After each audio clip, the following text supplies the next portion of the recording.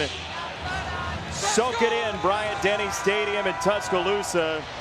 Ranked teams have had big trouble today, Greg McElroy. We'll find out if Tennessee can provide resistance for Alabama. We saw Penn State go down. We saw Oklahoma State go down. We'll see if there's trouble in Tuscaloosa.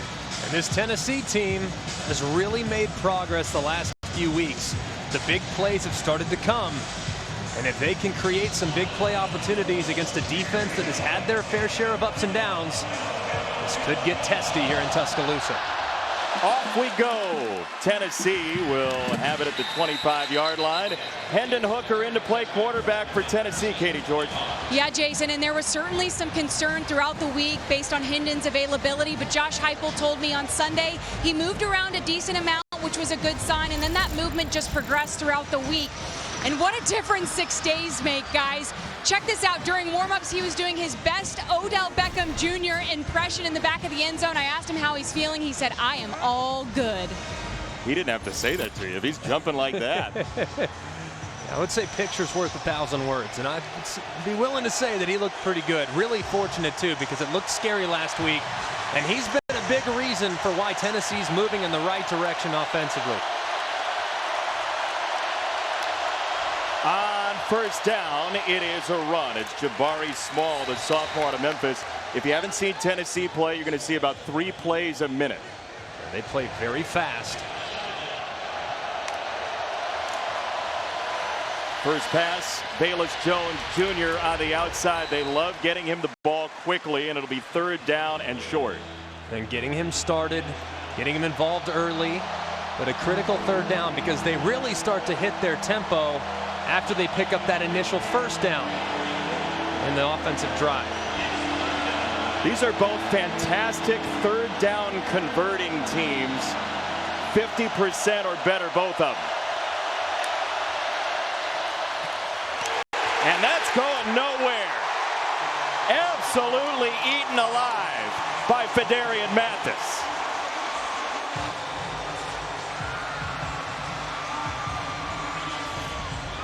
And with pressure off the left, you're just going to see Bama guys work across the Tennessee offensive lineman's face. Just an excellent job there by the Alabama defensive line. Byron Young was the first guy to arrive, but DJ Dale was right there in the middle of that defense. It's an excellent job on 3rd and short. So Alabama won the toss, deferred, and now gets the ball within a minute and a half as that punt from Paxton Brooks is a good one. Let's take a look at tonight's Chick-fil-A impact players. And for Alabama on offense, of course, so many playmakers. Tough to pick just 2. Brian Robinson's been a great presence between the tackles and on the perimeter at running back. Jamison Williams, the transfer from Ohio State. So much speed, that vertical speed, but has done a great job with the ball in his hands. And then defensively for Tennessee, Theo Jackson, extremely productive. He'll be in the nickel, going to be very important for him. And then along the front, they're going to have to be excellent with Byron Young presenting some pressure to the right side of that Alabama offensive line. First play from scrimmage for the Crimson Tide tonight. Young to throw, quickly out of his hand and dropped by Jamison Williams. So you can see, trying to get one of the impact players involved early. Ball thrown early there. Good anticipation from Bryce Young. And as Jamison Williams gets his head around, just can't locate the ball quick enough, and it results in an incompletion. These Alabama receivers are so good after the catch. Might have been thinking about turning it upfield at 2nd down. Right back into his hands. Jamison Williams on the outside, and he is clipped. Very short run for Jamison Williams as that's Hatton on the outside to stop. Did you see Bryce Young? Not the biggest guy in the world, but extremely accurate, very decisive, and for a young player, does a really good job when he breaks contain, when he gets outside the pocket, remaining in a passing posture. That's when the big plays happen. Passing posture meaning? Meaning always ready to throw regardless of whether or not he's on the move. Bolden in motion, 3rd down and 7. Young does have the connection right at the stick. And they will give the first down, it looks like, to Latu, the tight end. Great job there by Latu, understanding how far it was to pick up the first down. A lot of times receivers and tight ends, in an effort to make sure they get open faster, they cut their route a little short. That time he got all the depth needed for the first down. It was a good throw by Bryce Young. Brian Robinson Jr. has seen a ton of touches the last 3 weeks, nearly 30 a game. And this is a guy who had 274 carries coming into this season. He's at 117 now. He waited his turn. He had some great ones around him, but he's transformed his body and has become more versatile at running back, as opposed to just being the power downhill runner that he was the last few seasons. Local product from here in Tuscaloosa, Hillcrest High School, about 15 minutes south of the stadium, as Theo Jackson, one of your impact players, got in third down. Good job there by Theo Jackson. Very instinctive player. And this Tennessee defense, they're going to be challenged tonight. Alabama throws a lot of looks at you. It's going to be imperative that the front four for Tennessee, particularly the defensive tackles, are very stout against the run, because these linebackers and their secondary defenders are going to see an awful lot of different formations from Bill O'Brien, the offensive coordinator.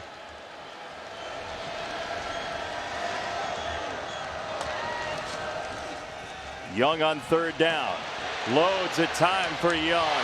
And he threw him open. Billingsley over the shoulder, first down. Jaleel Billingsley is down after that catch. Such an important weapon for Alabama. He is, and hopefully he's okay. It looks like he's grabbing at his right arm. Landed kind of awkwardly as he made the back shoulder catch. We'll step aside as they check on Billingsley. Opening drive for Alabama. First down when we come back. That would be a shock after 9 overtimes earlier. Billingsley goes out after getting spiked down on this catch. Yeah, and you see him as he's going to the ground, put that right arm out, try to brace himself as he's about to make contact with the ground. And as he's walking to the sideline, you see the trainers kind of holding that arm stable. So we'll keep an eye on that. But big problem if he's unavailable, because he was a big part of the game plan, it sounded like, for Bill O'Brien when talking to him this week. His playing time was building from the end of last year, and this out of the backfield is Roydell Williams. Tennessee was there on the flank. Alontae Taylor playing corner for Tennessee after an injury. Sets up second down and long. And this Tennessee defense, while the offense has garnered an awful lot of praise, understandably so too, they're a high-flying group, or at least they were the last few weeks. This defense has made some strides too. They've been much better in the front seven than anticipated, and Alontae Taylor on the perimeter leads what is a very physical secondary. Yeah, that defense in the second half last week against Ole Miss kept them in the ball game. Young to throw on second down to the outside, and Bolden, who tiptoes down the edge. Tennessee's coaching staff is pointing at the sideline where they think the shoe was for Bolden. And they'll look at that. Good job by Bryce Young getting to his outlet as he got through his progression. A good job too by the protection of Roydell Williams picking up Banks there in the internal pressure. And let's take a peek. Ooh, that left foot did look like it was a little bit closer. Yeah, he might have gotten a bonus yard or two there. Not much. Opening drive tonight for Alabama. Third down and 6 for Young. Time again with some touch. First down, Jamison Williams across the 40. Alabama 3 for 3 on third down as a marker has come in at the end of the play. Personal foul. They go hands to the face. Defense, number 9. It's a 15-yard penalty added to the end of the run. It's an automatic first down. It's Tyler Barron, the defensive lineman. You're going to see Barron as he's working. You'll see that hand to the face mask right there on the right side of your screen. Working against Brian Robinson, who's in protection. Really nice throw there. And unfortunate there for Tennessee. The pass rush was almost home, but Jamison Williams makes a play for the conversion.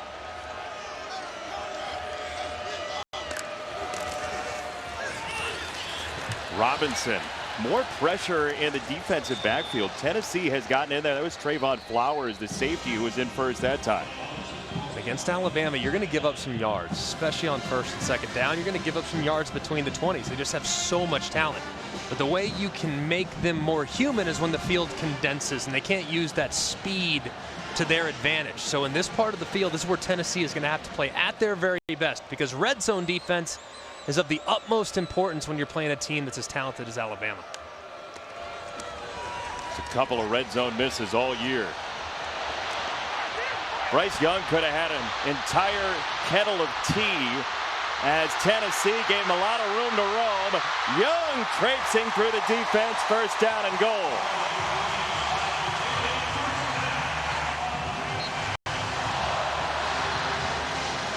As you can see his parents looking on, loving what they see. And Bryce Young here, three-man rush from Tennessee. Just three guys, so he knows he has forever. He can buy some time.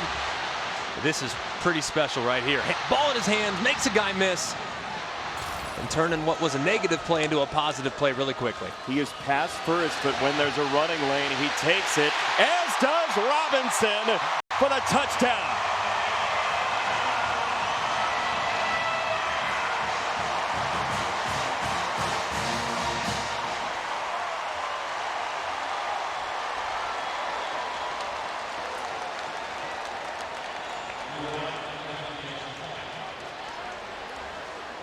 Look, there's been a lot of talk about should Bryce Young run more?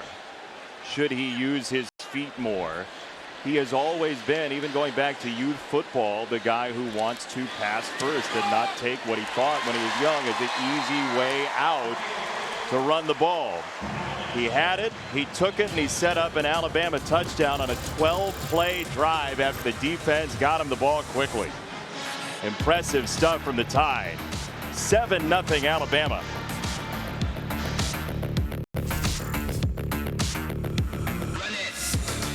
Though you know it, 14 straight for Alabama. Right before that, Tennessee had won 10 of 12. And I will say they've now outscored the first Tennessee win in the series back in 1904. It was 5-0 Volunteers. Figure we would get a little further than that tonight. A couple CNI singles and maybe a couple pinch hits in that first game between the two. There was a great sack fly in the 7th. 25-yard line for Tennessee. Into the studio, Matt Berry. Good evening, gentlemen. Happy SEC Saturday. This just wrapped up at the Rose Bowl. Ethan Garber's in. DTR was hurt, was moving UCLA down until he was picked off by DJ James. Oregon survives 34-31. How about Walton on game day? I thought it was going to be like 12:45 Eastern when they finally got it to the game. Direct to receiver, Dorian Thompson-Robinson. 7-0 Alabama. Tennessee needs a first down here, wouldn't you say? Very much. Out of the backfield, Jabari Small, and he is very close to the line to gain. Josh Heupel in his first season at Tennessee. And look, he's trying to rebuild this program that's been through 5 coaches in the last decade and a half. He's done a great job. I mean, it was a difficult circumstance that he walked into. Thin roster, guys leaving into the portal. He's got them together now, and the offensive culture is being established. This is Small, and he is wrestled back. Will Anderson Jr., who absolutely exploded last week, was not going to let him at the line to gain. You referenced it a second ago. This Tennessee offensive line not at 100%. Running it between the tackles is going to be very difficult. 3rd and 1. Hendon Hooker pops it over the top for Small down the sideline. And Hendon Hooker roaming okay. He got hit pretty well that time, Greg. Yeah, he did. That was a great job of making the defender commit. Watch him make the defender come up. Ooh, be careful there if you're Malachi Moore. This is incomplete. Yeah, he did launch a little bit with the shoulder. Didn't make the forcible contact to the head as it's 2nd down for Hooker in Tennessee. Malachi Moore got tossed early in the Texas A&M game, and that was a huge turning point in the game. That time he did have the upward thrust, but he missed, fortunately for Alabama. But that was a great job by Hooker bringing the defender in. Long ball down the sideline from Hooker, and he's got it to Cedric Tillman for a first down and a huge gain.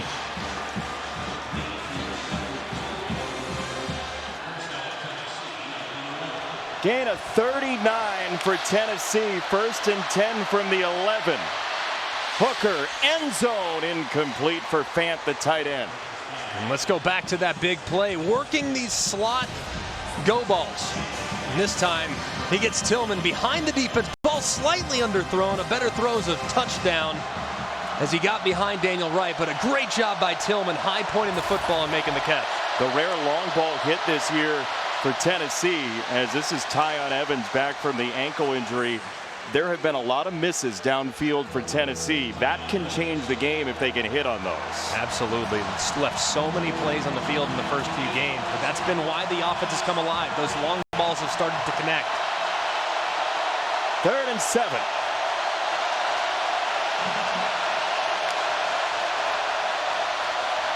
Hendon Hooker down the middle for a touchdown, Tennessee, and Velus Jones.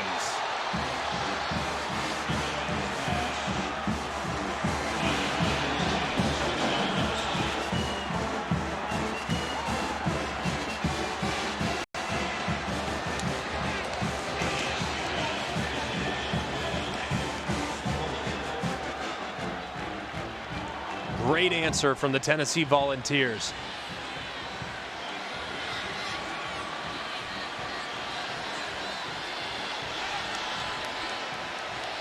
We might have a game here tonight in Tuscaloosa. Some spunk from Tennessee. And Velus Jones finds a perfect matchup. He has the safety outside. He breaks it in. Hendon Hooker finds him. And the Volunteers have life here in Tuscaloosa.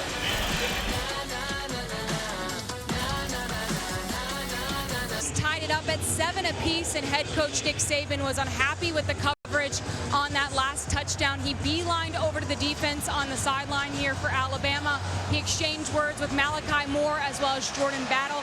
It got heated, but then he ended by applauding them, asking them to refocus and get back in the game. Greg, what'd you see on that busted coverage? I will show you in just a second after this kick, because it was really poor alignment from Alabama. Jameson Williams back to receive. How poor of alignment? Oh, when you have outside leverage of a wide receiver, there has to be someone in the middle. Unfortunately for Alabama, there's nobody in the middle. So where does Tennessee work? That vacated area. If you have outside leverage, that means there has to be someone that you're funneling the receiver into. That time, no one there for Alabama. Easy pitch and catch from Hendon Hooker. And a great drive and a response from Tennessee, taking advantage of the misalignment of Alabama. That's the tempo. That's what tempo can do. It can get you out of alignment. You can get some cheap ones. It's exactly what Tennessee took advantage of there. Nick Saban talked about the rhythm that he feels like football players get into and how that tempo breaks the rhythm. And an open look for the touchdown as Alabama gets it back for its second drive of the ball game. Robinson spiked down after a short gain, just a couple of yards. Young man who, again, the amount of carries has grown in a major way, but he was a star here in Tuscaloosa. 447 yards in one game at Hillcrest High School down the road apiece, and he's been a major part of this offense last couple of weeks. Very much so, and a lot of people wondering if he would be the bell cow that he's turned into, and man, has he answered the challenge. Young climbing the pocket, spits it out. He has Latu, the tight end, across midfield, and a first down, Alabama. Now Latu's down, so Billingsley already out. Latu is injured for Alabama. Two tight ends in the first 9 and change in this game have gone down. They do expect Billingsley to come back at some point tonight as they check on Latu. The injured Alabama player is Cameron Latu. I want you to watch the linebacker here, Aaron Beasley. He's lined up right here. His eyes, after he collisions the tight end out, his eyes go to the back. Watch him get the collision. He bangs him, and then he comes back. And look, Bryce Young attacks the line of scrimmage, which buys Beasley towards the quarterback, thinking he's about to clean the quarterback's clock. Boom, Bryce Young spits it out to the tight end with a lot of green grass. Just excellent job there by the quarterback, but hopefully Latu can be okay. He has been huge as an end man on the line of scrimmage, not just receiving the football, Jason, but also providing necessary protection on the edges when the tackles are struggling. Well, there's good news right there, Greg, with Billingsley back in with Latu going out. Quick hit for Mechie. So great after the catch, and he gets belted down to the 40-yard line by Aaron Beasley. How advanced is the vision of Bryce Young and his decision making? He's like a point guard, man. He just has unbelievable peripheral vision where he can just see guys without looking at them. Not Mahomes, like no one's that level of freakish of nature. That guy's unbelievable, right. But Bryce Young has some of those tendencies, and in time, those instincts will develop. It'll be a little while until he buys himself a baseball team like Mahomes has in Middle America. Quick throw. This is Bolden leaning in the head for the first down against Hatton again. Alabama moving the ball pretty well at will against Tennessee.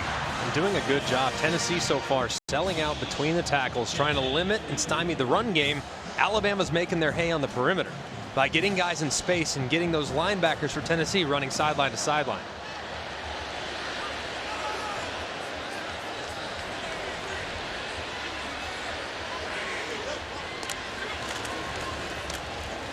Robinson, little hesitation. So with that, with Tennessee running sideline to sideline, what's the fix for Tim Banks in Tennessee?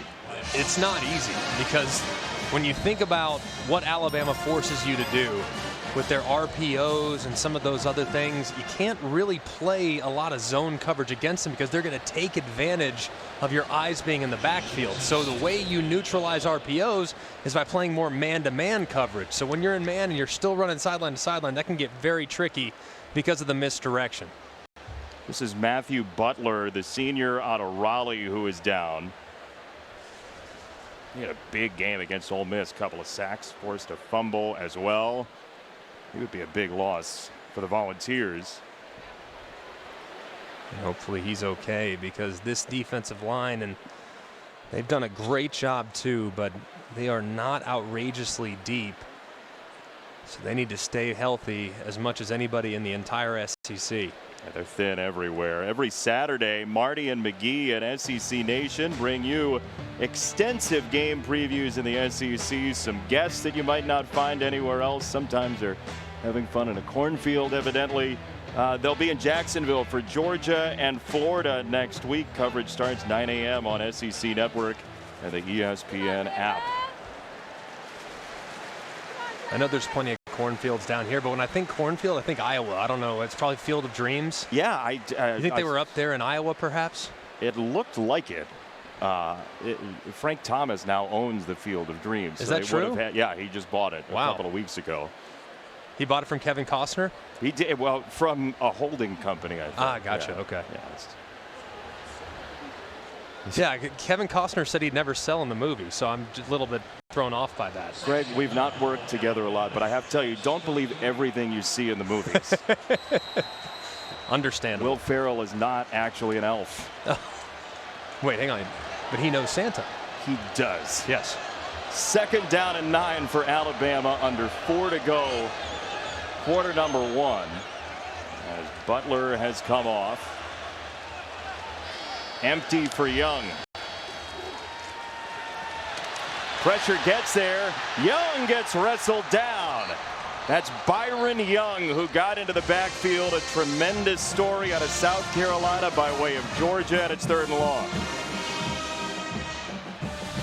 Just a great game up front. You're going to see movement all throughout, and that was exactly what allowed Young to squeak through. He's one of the impact players. He's one of the few guys on this Tennessee roster that can create his own pass rush. That time, though, didn't create his own. They did the game.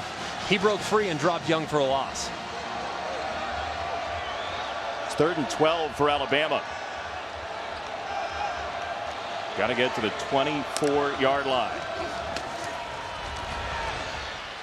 Young loads it up. Williams had to come back, and it's incomplete. The ball was on the ground. Williams didn't make the play, so now 4th down and a decision for Alabama. And a tough spot here, too, because you're looking at a 53, 54-yard field goal. Great effort there from Williams as you see the ball just squeak free at the end.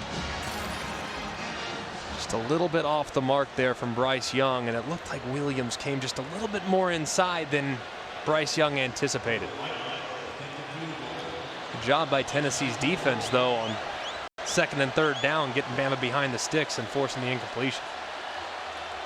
So Reichard for a career long. And this is just short. It's an interesting choice there for the field goal for Alabama, but as you said, sort of no man's land. Tied at 7. The reason for the field goal try was Byron Young, Katie, a tremendous story.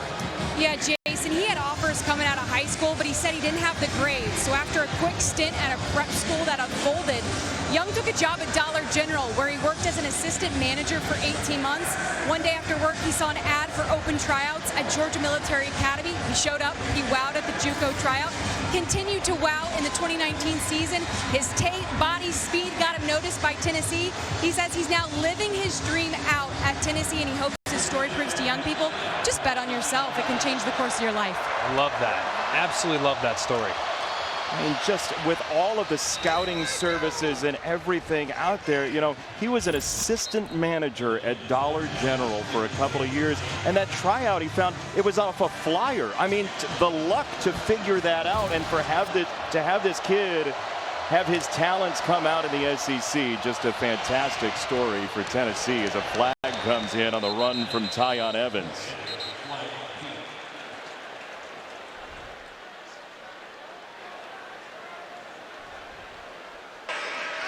Personal foul, chop block, offense number 75 and number 58. It's a 15-yard penalty, still 2nd down. We've talked about how thin Tennessee is in a couple of places. Offensive line is certainly one of them. They're without their right tackle, Cade Mays. That was Jerome Carvin on the penalty. Yeah, and this is a difficult spot, too, especially without Cade Mays. Maybe your best pound-for-pound offensive lineman, him being out and Dane Davis being in the lineup, extremely difficult for Alex Golesh, who has to be very thoughtful with his formations, because Alabama, with Will Anderson on the edge working against a backup tackle, that's a problem for the Vols. And a marker comes down. There's going to be a false start against that offensive line. Offense number 8, 5-yard penalty, still 2nd down. This crowd knows what it's doing.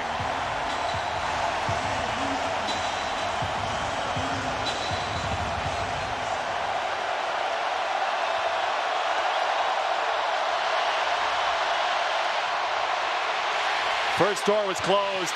Hendon Hooker chased by Anderson, who got the first hit, and Christian Harris cleans it up.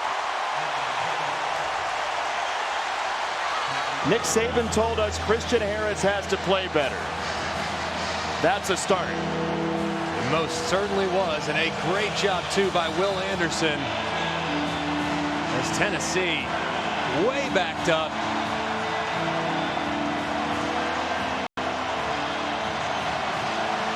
You got to think they go conservative here. Yeah, no value in a deep ball. Alabama gets the stop. That was To'o, the linebacker, playing against his former team, the Tennessee Volunteers. He is very well liked on that Tennessee sideline. And there might be some bragging rights by the end of the game for him or for his former teammates, as this is Tyon Evans, who's down for the Volunteers.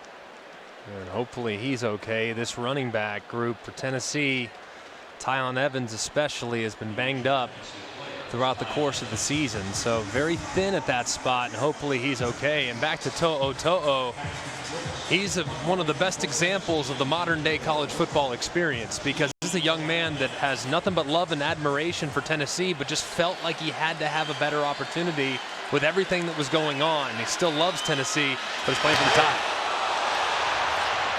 Punter Paxton Brooks just got cleaned out, and a marker comes in, so we will see if Tennessee gets roughing the kicker here. Personal foul, roughing the kicker, defense number 41. It's a 15-yard penalty from the previous spot, with an automatic first down. It's Braswell, the sophomore linebacker. And I don't know how you can make this decision. As you see Braswell coming off the right-hand side, him along with 4 of his teammates just taking out the punter. Complete lack of awareness.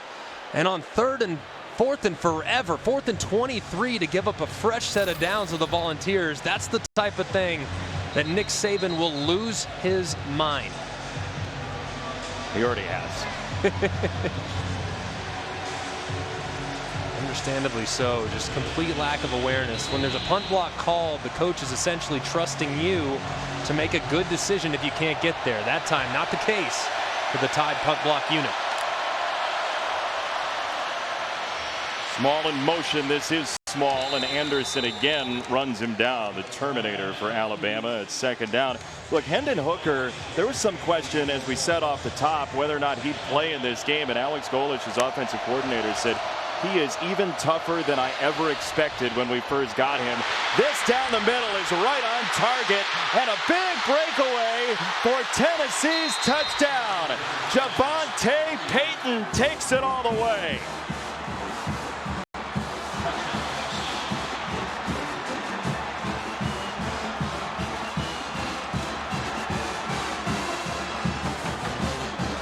And Nick Saban has got to be thinking that's why that penalty is just unacceptable.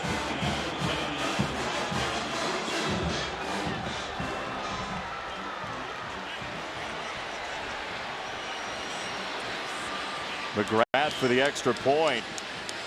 And suddenly, this place, which was surging, now has a hush over it as Tennessee's taken a lead.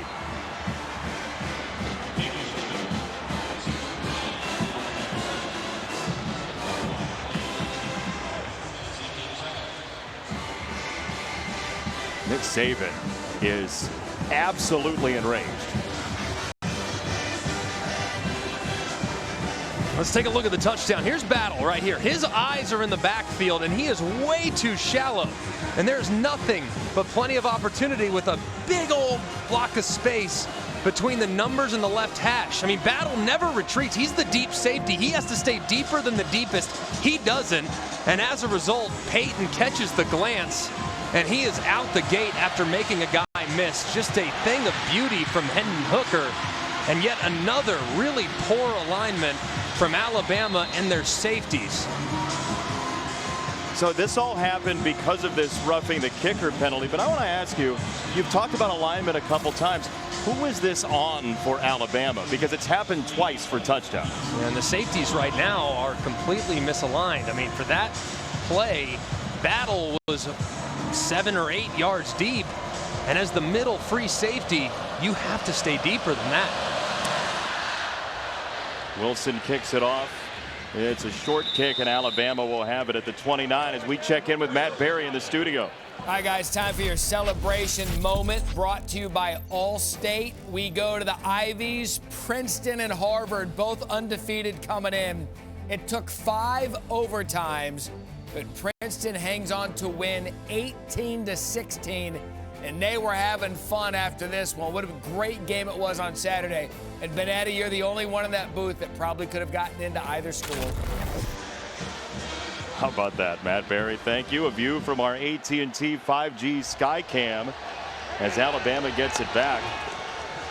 And Bryce Young off play action. Loads it up.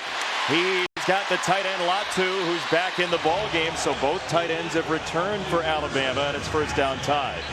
A good job there. Tennessee securing momentum as you see Alontae Taylor now for Tennessee. Big collision between him and the 250-pound Latu. Hopefully Alontae Taylor's okay. So tough, so physical there on the perimeter. And the guy that Tennessee just absolutely cannot be without. All right, here's a guy who started as a true freshman in 2018. He's a senior out of the state of Tennessee, and he just ran into a former defensive player, converted to tight end in Latu. But you wonder how many players Tennessee can lose and still keep the spirit. I mean, major credit to me to Josh Heupel as you watch this team on tape. As thin as they are game competition at 4-3. They have done a great job, and Josh Heupel deserves a ton of credit for the way he's put them in position to be successful. Fans, don't forget to check out the Great Clips Command Center broadcast of this game, streaming now on ESPN3 and the ESPN app. Some great views, great angles on the app, provided by our wonderful crew as Taylor comes out. Bryce Young, very soft-spoken young man, born in Philadelphia, moved to California, moved around a lot as a kid, and an exceptional talent for Alabama.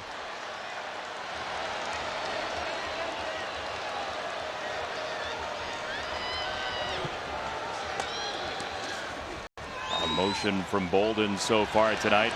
Young snaps off a deep ball. Jameson Williams incomplete, a little too much.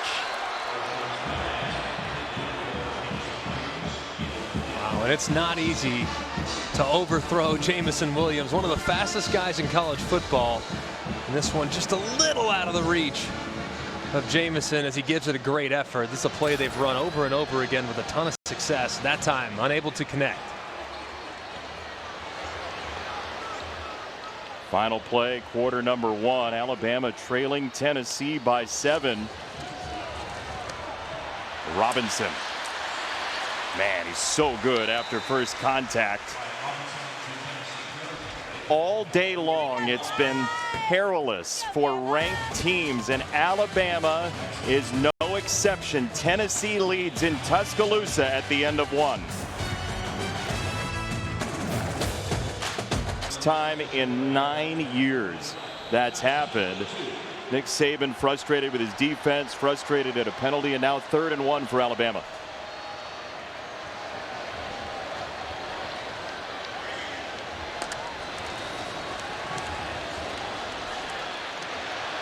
Young drops it off. Robinson loads of space for Robinson, and he's out of bounds at the 25. First down. Great job there by Bryce Young, knowing that a shot play was called by offensive coordinator Bill O'Brien. It's not there. Check it down. Pick up the first down, and now you're knocking on the door of the red zone. Just excellent job getting through your progressions, not forcing it, and taking what the defense eventually gave up. Young and Bill O'Brien both told us they are basically of one mind on the game plan on a weekly basis. Bryce Young, a lot of say-so on what to run. Pressure from the corner. He spits it out, and so does Williams. It's taken away by Tennessee and George. That is a catch and a fumble for Alabama. And Tennessee gets another big play.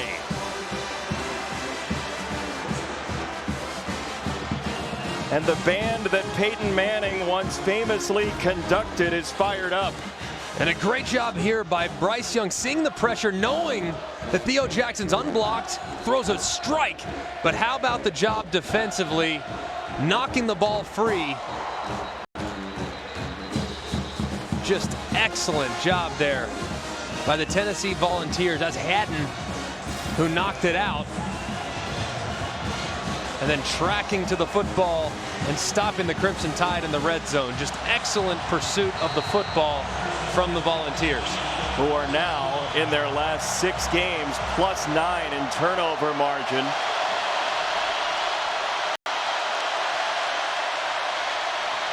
Loud in that end zone. Hendon Hooker gets knocked down at the 16. And talking to Golesh, his offensive coordinator, he said Hendon Hooker doesn't run like you'd ever want a quarterback to run, but it gets the job done.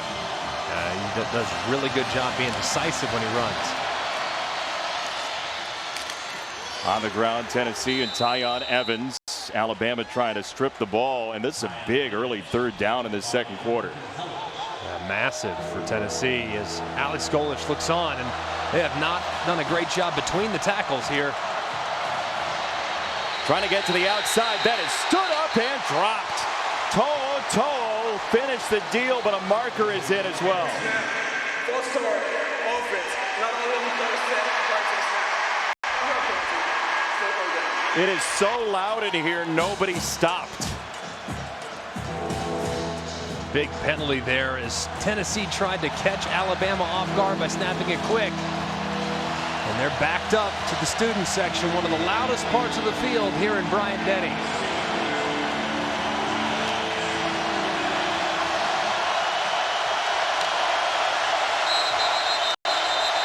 And a whistle and a flag. Another.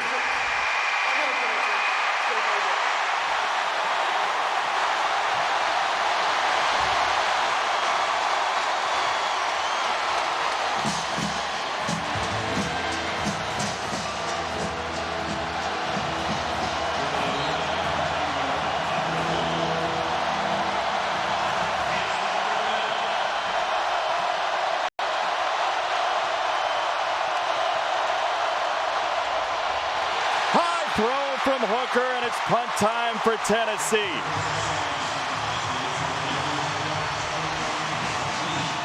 You see Pete Golding there, the defensive coordinator for Alabama, fired up after the sudden change. The momentum swinging quickly to the side of the Tennessee Volunteers. Pete Golding's defense gets a much-needed stop after a couple of self-inflicted errors before the snap by the Volunteers offensive line.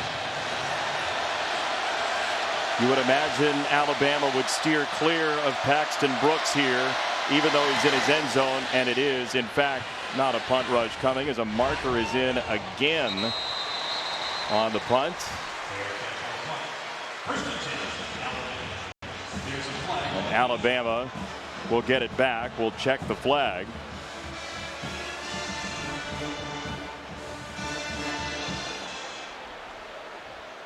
You know, it strikes me that those students over there who have not seen Alabama lose a lot to Tennessee still know the history of this rivalry. Illegal formation, offense number 18 is not on the line of scrimmage. This 5-yard penalty will be added to the end of the kick. First down, Alabama. Now the Crimson Tide has tremendous field position off that punt and penalty. Short field for the Tide when we come back at a 7-point game. The airport can be a real challenge for new homeowners who have become their parents. Okay, everybody, let's do a ticket check. Paper tickets. We're off to a horrible start. But we can overcome it. We're not going to point out our houses, landmarks, or major highways during takeoff. Don't buy anything. I packed so many delicious snacks. They're... Nope. Did you say ballpark when Group 2 is going to get boarded? 2 hours and 58 minutes. Progressive can't protect you from becoming your parents, but we can protect your home and auto when you bundle with us. Someone should have left home earlier. Little Caesars new crazy calzone, julienne pepperoni. It's so tasty. Garlic white sauce. Here comes the bite. Here comes the... Yummy! Was I dreaming about the crazy calzone again? You also said some weird things about giraffes. We're not Big Pizza, we're Little Caesars. The new crazy calzone for $8.49. Pizza. It took a while to get up here. We started out around 1959. Then we took a hard left in East Africa. A right at Baja. A 180 in the empty quarter. And that 65-degree incline at Hell's Revenge. A few million miles later, and voila. But we didn't do all that just to get here. We did it to give you a truck that'll take you anywhere. This is the new Nissan. Morning already? Taco Bell's toasted breakfast burritos will get you out of bed. With fluffy eggs, crispy bacon, and a melted 3-cheese blend, all toasted to morning perfection. You're not dreaming. They're real. Only at Taco Bell. Welcome to a dark night at the shoe. You could just feel the intensity of this rivalry. Top 10 showdown on Saturday night. That moment you walk in the office and people are wearing the same gear, you feel a sense of connectedness and belonging right away. And our shirts from Custom Ink help bring us together. Custom Ink has hundreds of products to help you feel connected. Upload your logo or start your design today at customink.com. I got this mountain bike for only $11. DealDash.com, the fair and honest bidding site. An iPad worth $505 was sold for less than $24, a PlayStation 4 for less than $16, and a Schultz 4K television for less than $2. I want these Bluetooth headphones for $20. I got these 3 suitcases for less than $40. And shipping is always free. Go to DealDash.com right now and see how much you can save.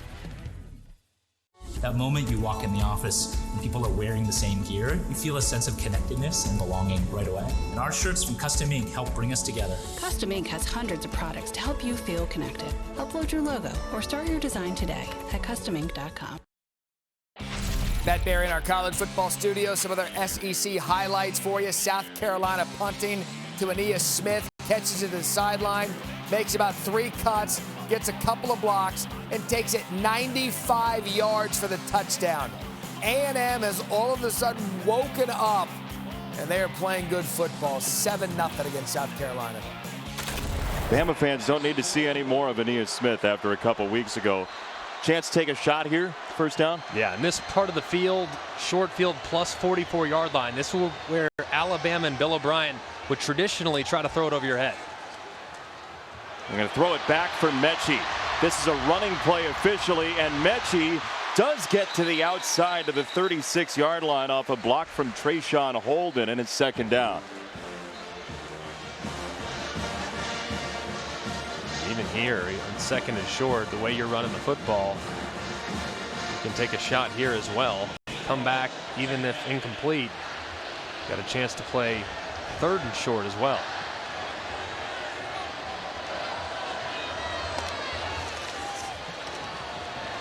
Second down run instead. It's Robinson crashing forward for the first down for Alabama. Alabama has held the ball for more than 10 minutes of this game, nearly double the time of Tennessee, but some Crimson Tide mistakes have been a problem and had Tennessee up 7.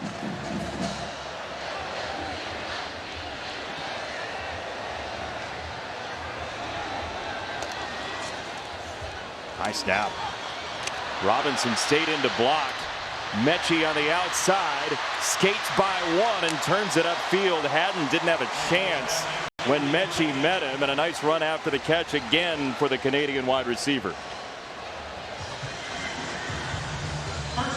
He is so slick in the open field. He really is, and they have really complemented each other nicely. Mechie and Williams, with Williams' ability to create now with the ball in his hands as well. Very dynamic on the perimeter are the Crimson Tide.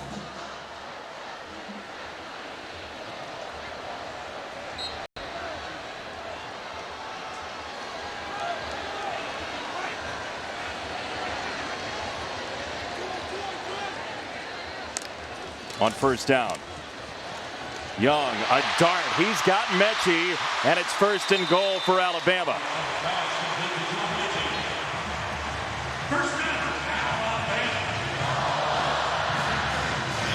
Great job here by Bryce Young off the RPO, recognizing the one-on-one coverage and leverage. So he can work that inside slant to Mechie. Very accurate throw. Sets up first and goal.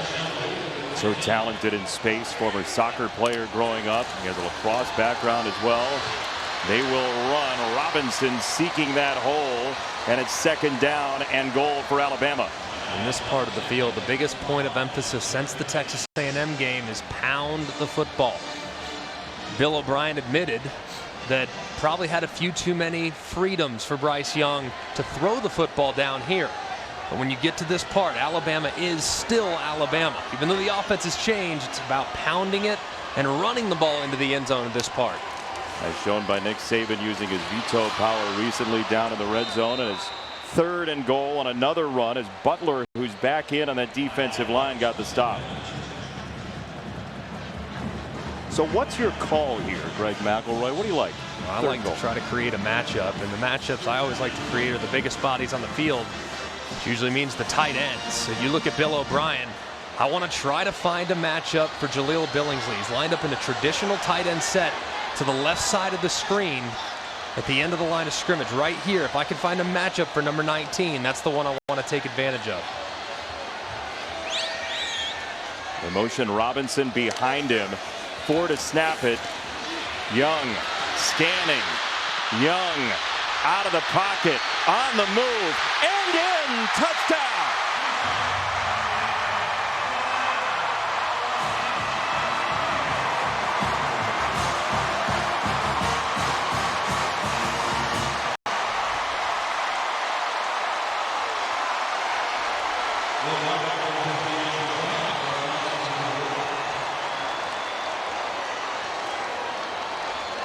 Bryce Young's family thrilled with his performance so far, as Alabama is an extra point away from tying it. Now we have dueling celebrations after touchdowns in this rivalry game.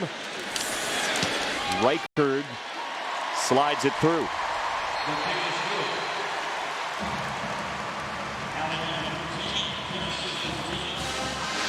Just a great job here by the Crimson Tide, getting to the red zone again, this time punching it in. Bryce Young not liking anything downfield, buying some time, seeing his eyes, not liking it, taking it himself.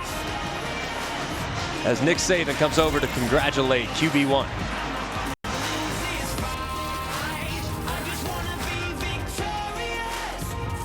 Top-notch tailgating here in Tuscaloosa. They even had a Jenga tower, which is, I don't know, maybe an analogy for Penn State and Oklahoma State's chances in the college football playoff, the Jenga tower. That's a little too soon, isn't it? It might be a little too soon, but they might not be watching. It's Alabama's defense coming on the field.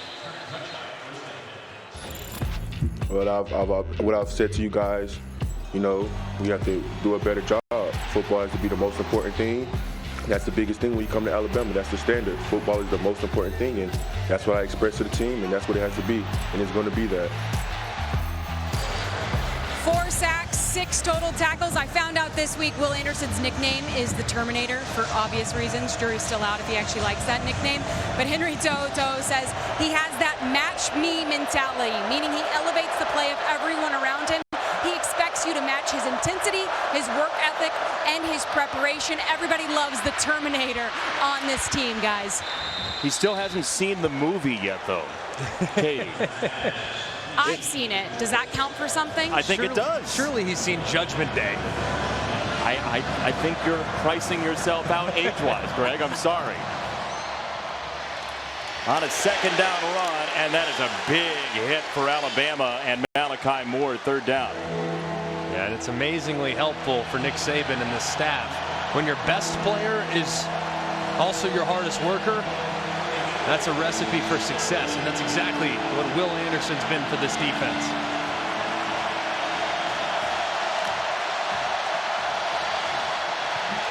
And they get there. This is Christian Harris, who got in along with To'oTo'o, the former Volunteer.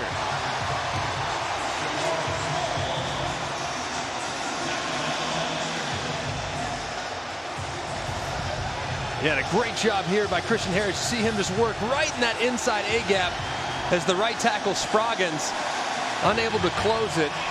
Good job by the linebackers. Issued a challenge this week from Nick Saban and Pete Golding. Those guys have to be better. They're the erasers. They're the backbone of the defense, and they haven't been playing to that standard. Well, they've responded so far tonight. A nice job there on 3rd and short.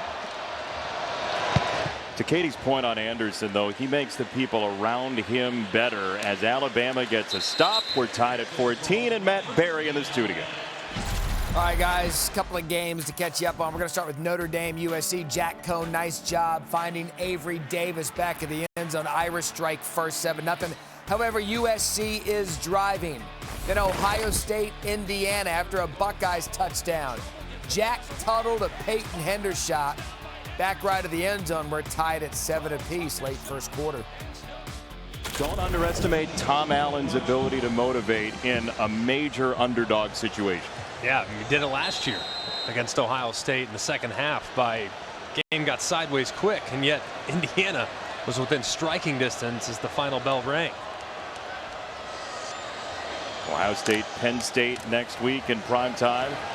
Roydell Williams finds a crease on a first down run, and Tyler Barron drops him. So far, Tennessee's done a really good job in this defense up the middle. You got to think at some point Roydell Williams and also Bryant Robinson, they're going to start getting some touches on the perimeter. See if you can't continue to make this Tennessee defense roam. Maybe that helps you later on in the ball game as well. Alabama has seen the ball for a good chunk of this game. Second down, quick set. Jamison Williams slips against Taylor, who's back in, and it's first down Alabama.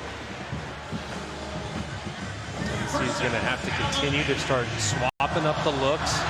Tim Banks, the defensive coordinator, has done a great job so far. Hasn't made it easy. You're going to give up some yards against Alabama, but you got to tighten the screws on third down. You can't give up the big plays over the top.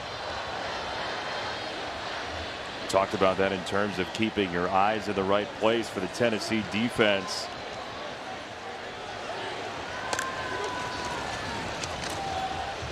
Williams again.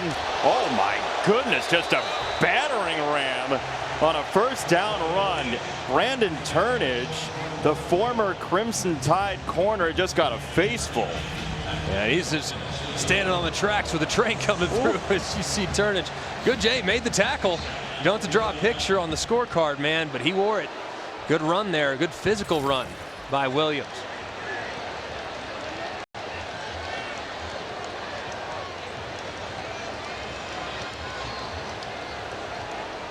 That was a big old hit. Second down. Williams again, and this time he's bottled up. So another third down and medium set up by the Tennessee defense.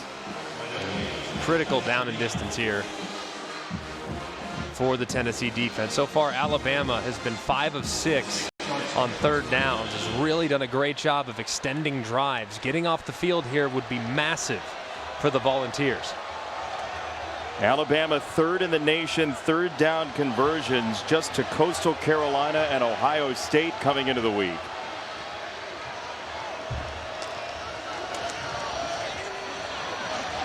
He looked at Robinson. He went down the middle for Mechie instead. First down to Tennessee territory in the 45. Big first half for Mechie.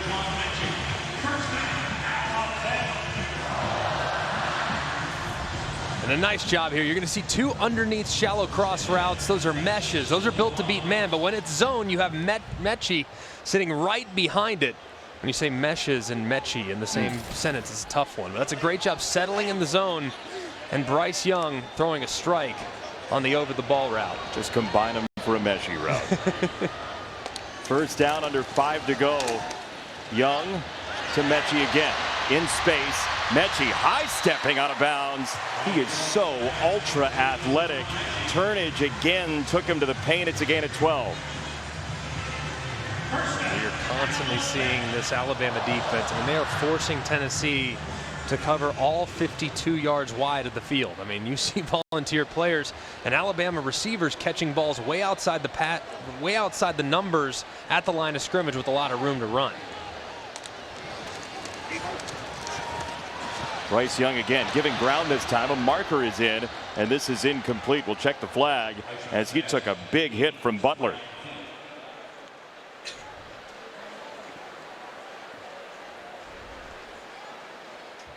Skycam always wants some camera time.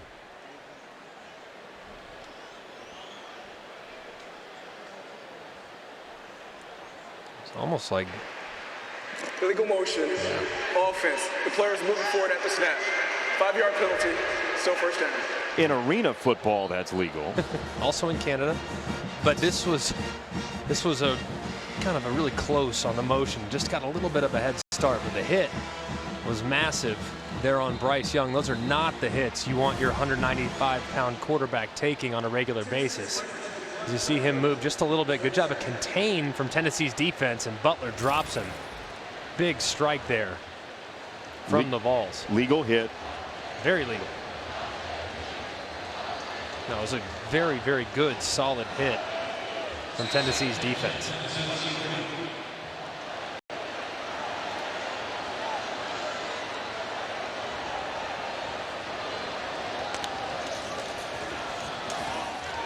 They'll let Robinson work. Hopping away from tacklers. Robinson drops the shoulder into Taylor, and as a first down, Taylor wanted to wrench it free, but Robinson had a vice grip on the ball. And this is what's changed for Robinson. I mean, nothing's really there initially, but he finds the back door. He at one point in his career would have just run hard into contact, vertical north and south. Now he can dance, and he could still bring the boom like he does at the end of the run. Cousin called him Big B growing up, and you can see why, as it's first down from the edge of the red zone for Alabama. Young, short set, and Bolden for a short gain. Tell you what, this rivalry that's been Alabama 14-0 with Nick Saban here. Again, it's a streaky rivalry, very low scoring early on, some major moments with Roman Harper and his fumble situation a decade and a half ago, and some plays that resonate for years. We got a tight one again tonight. Second down. Young. Too much for Jamison Williams with Taylor. Very close there as the defender McCullough for Tennessee was closing on that double post. An accurate throw would have resulted in a huge hit or even an interception. Big third down here for the Volunteers defense. And keep an eye, 12 personnel, 2 tight ends in the ball game for the Crimson Tide. See if they try to get those 2 tight ends involved in the pass game. Billingsley, top of the screen, came across the middle. Young's got his eyes upfield. Young staggering to the outside, turns it up and gets out of bounds. And he's got the line to gain first and goal.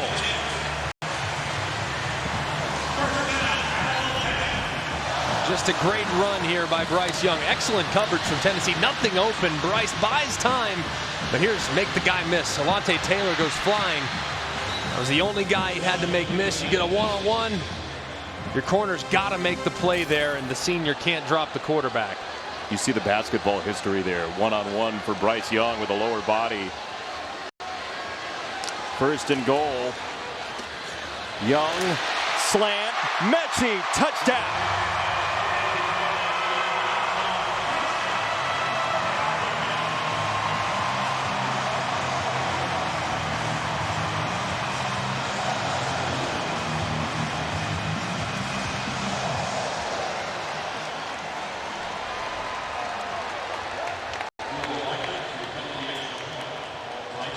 What a roller coaster for those guys in the orange and white overalls. As we have a whistle before the extra point.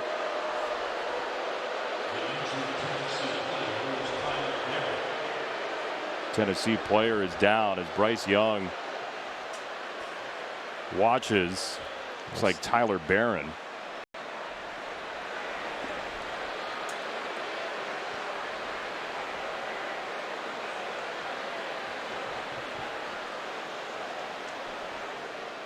.201 in the air, some great decisions on the ground. Couple of touchdowns for Bryce Young. Back to the touchdown. Yeah, it was a great throw from Bryce Young. Very tight window, and I think everybody, Alabama fans, Tennessee coaches, shocked at Alabama. This part of the field, they actually threw the ball for the first time since the Texas A&M game, and this time it results in a touchdown. Just a very nice throw there on the slant to Mechie. Excellent job holding it by Bryce Young and fitting it in what was a very small window. Excellent throw and catch by the quarterback and the wide receiver.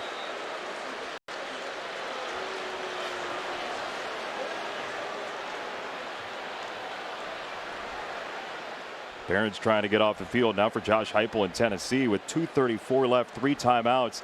Alabama gets the ball at a halftime. This is a crucial drive for Tennessee early in this ball game. The good news is when you run tempo and that's your identity, 2-minute drills ain't much of it. Doesn't change who you are. Yeah. Right. They are very comfortable, of course, executing with precision. But the big thing is not leaving any time on the field for Alabama to potentially go steal some points. With 3 timeouts left for the Crimson Tide. Alabama took 5:18 off the clock and has 14 in a row here in the second. 9 overtimes with the new overtime rules that were meant to shorten overtime games. And by the way, last time Tennessee won in Tuscaloosa, it was a 5 overtime game back in 2003. Casey Clausen to James Banks all night long. But Alabama has retaken the lead after being in something of a dark place about 15 minutes ago. Let's take a look at tonight's Players Spotlight, brought to you by Royal Caribbean. It is Hendon Hooker back from injury with a couple of touchdowns. He's been fantastic, and the run game hasn't really helped him.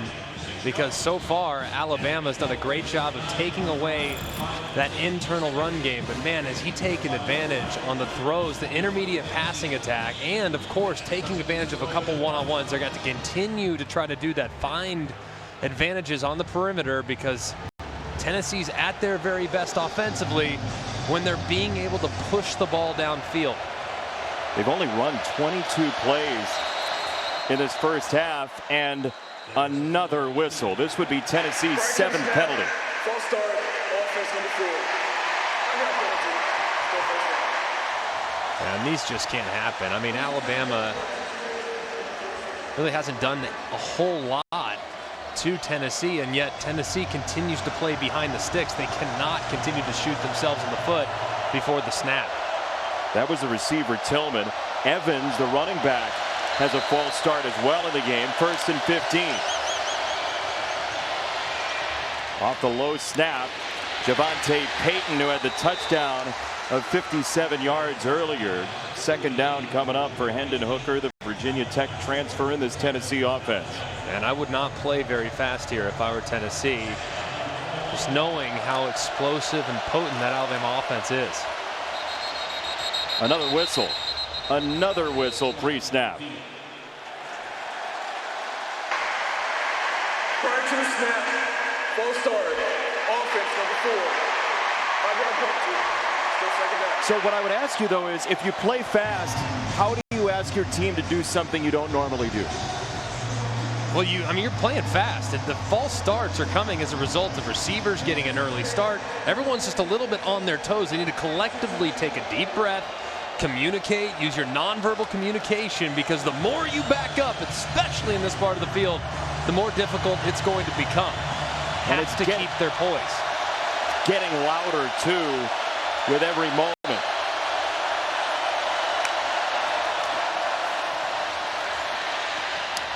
Down the middle, a strike from Hendon Hooker to Cedric Tillman, and it's 3rd down as they escape that end zone briefly. They just continue to do these things. They're doing a great job moving the football. They've been their own worst enemy. Oh, for their last 2 on 3rd down, and this is a big one. Floated to the sideline, incomplete, and here comes the crowd.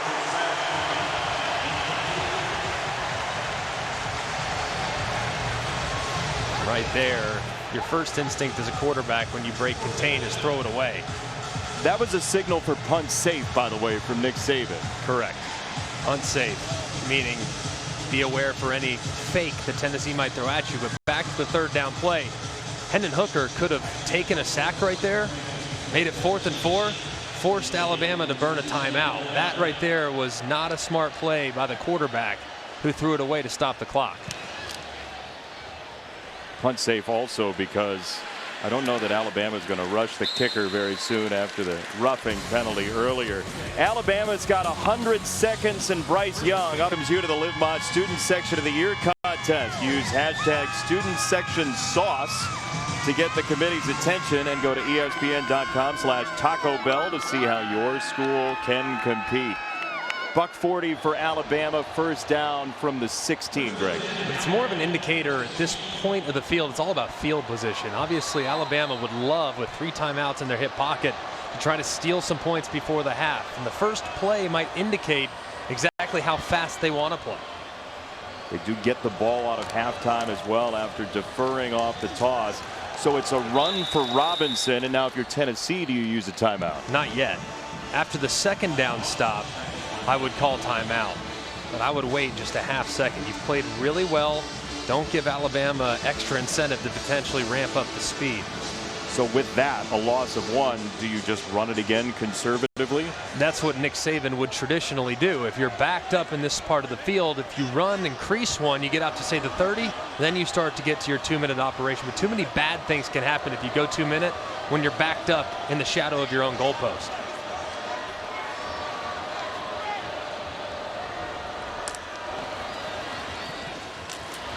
Robinson has a crease. Robinson to the 26, and he's got a 1st down for Alabama with 51 seconds.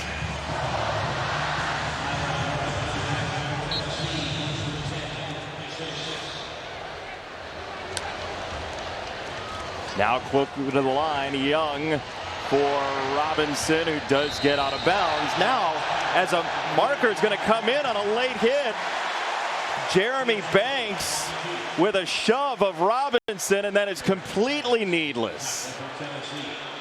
Josh Heupel obviously really doesn't like him. And that didn't look too egregious. Let's see. As you can see, hanging on. After the play, personal foul, late hit, defense, number 13. This is a 15-yard penalty added to the end of the run with an automatic first down. I would say watch the right leg there. He kind of thrusts with the lower body, don't you think? A little bit, yeah. I mean, was it a little too much? Perhaps. I don't like the call. I mean, you have a 240-pound running back. I mean, how do you want to bring him down? I mean, it was obviously late, and you got to be smarter if you're Banks. You cannot make that mistake. But if I were the official on that side, I would have kept the flag in my pocket. That is 9 penalties against Tennessee for nearly a football field. Bryce Young down at the 50. Timeout, Alabama likely coming.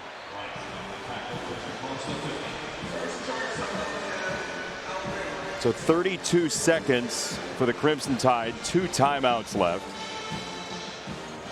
And don't forget, Week 7 Monday Night Football coming up on Monday in just a couple of days. The Saints are in Seattle trying to get healthy to take on the Seahawks. 8 Eastern on ESPN. Monday Night Countdown at 6. It's been 11 years since that Marshawn Lynch playoff run in Seattle against the Saints. We're all getting old, by the way. Look, Alabama's up 7. Tennessee's been resilient all year and in this game. Yeah, they have. And they've battled back. They really did a great job coming out of the gates. I mean, on both sides of the football. What they have to get addressed, if you're Tennessee, you have to get off the field on 3rd down. So far, they have been really bad and struggled getting off the field on 3rd down. And they got to find a way to provide a little bit of balance, because if you're one-dimensional against Alabama, you're going to have some problems. See the teams that can't run it and or can't throw it. But if you can create some balance, you can create some issues for their defense. So they got to be able to run the ball with more efficiency in the second half. And, of course, you got to get off the field here because Alabama can go 2 for 1. Young sliced down. He is sacked by Tennessee. And the injured party is Roman Harrison, who went down low on Young.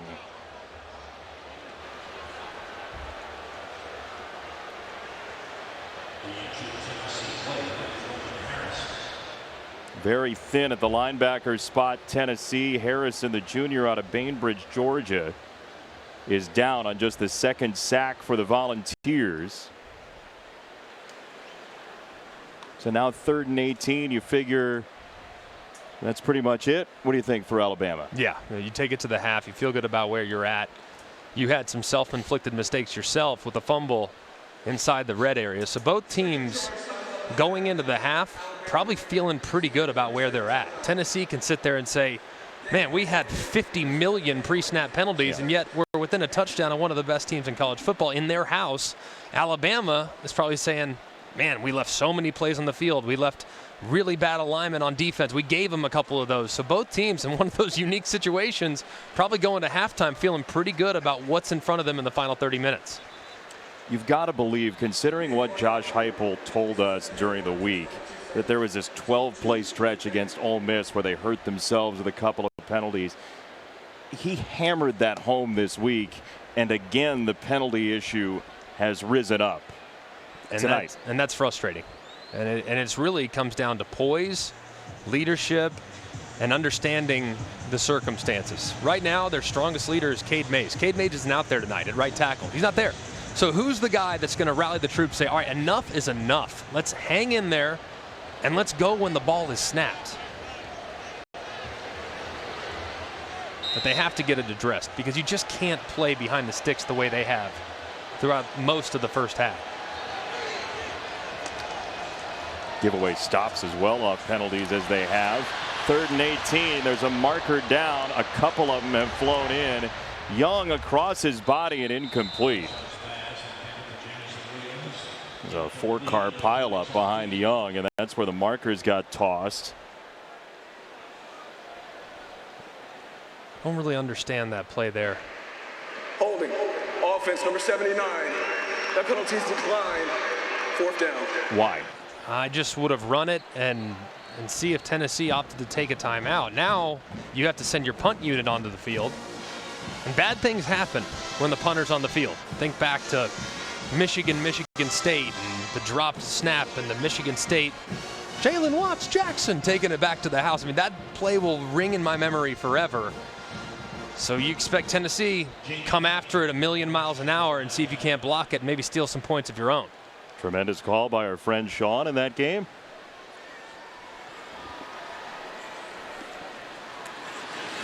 And this punt is clean.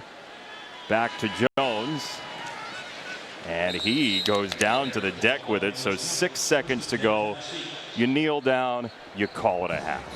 Right? I don't know. We just saw Alabama drop back on 3rd and 18 and try to throw it. If you just heave one up.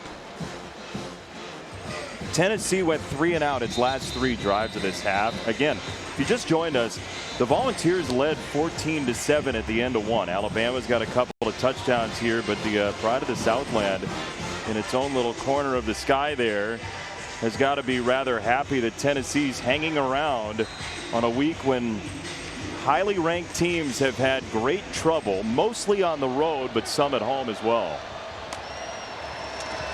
All you want if you're Tennessee is a chance. Well, you have one now with 30 minutes to play. And if you can tighten up on the defensive side of the football, you're going to make things very possible and very uncomfortable for Alabama. But a lot of things for both sides to sort out after the first 30. Alabama by 7, 21-14. Trying to win its 15th straight against Tennessee.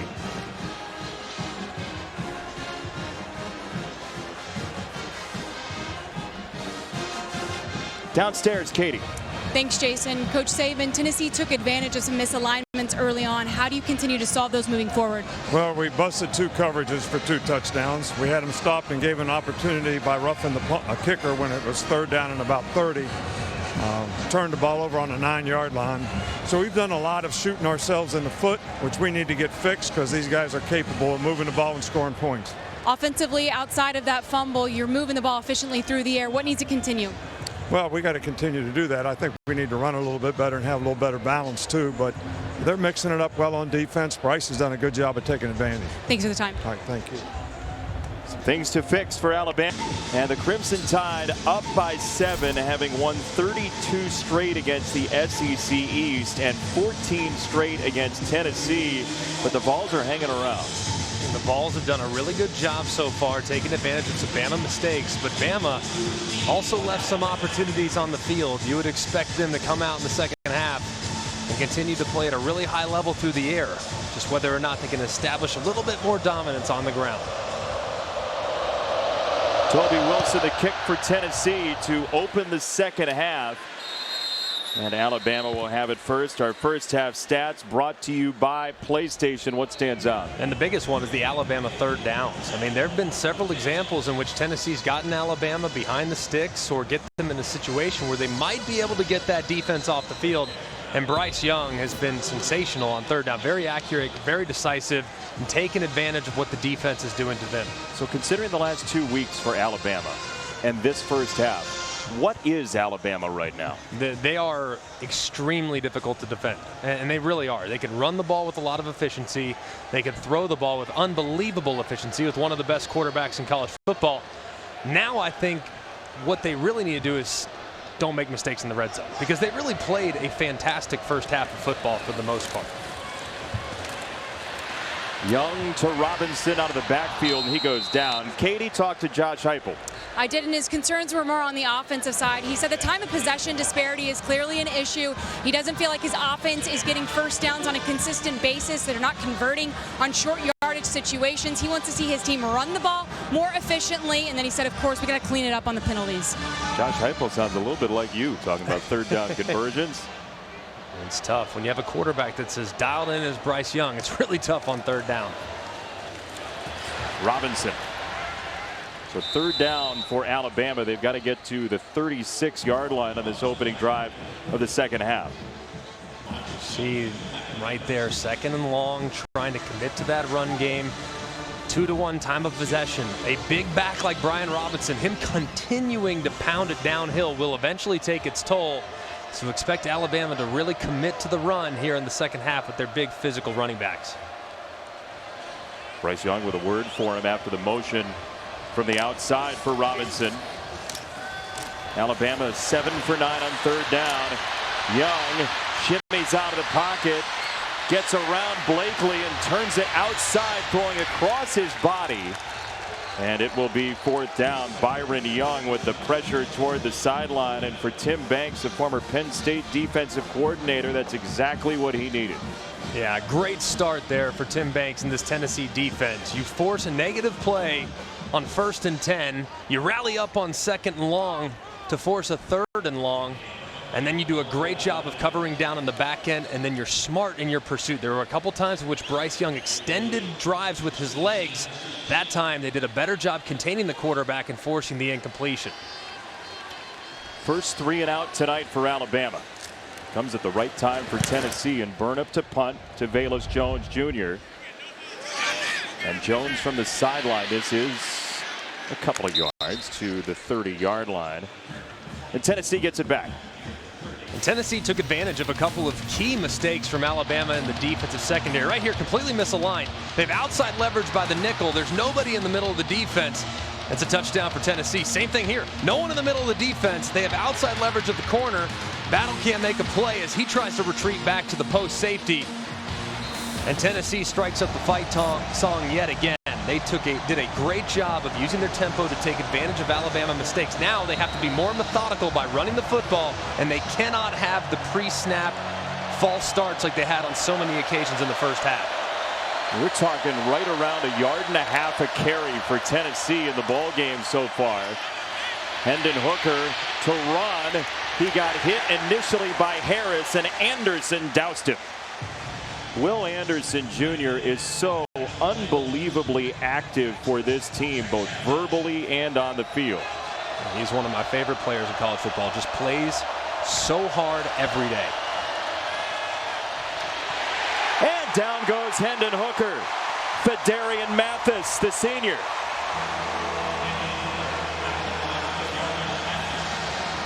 Fifth-year senior Mathis with sack number 2 for Alabama.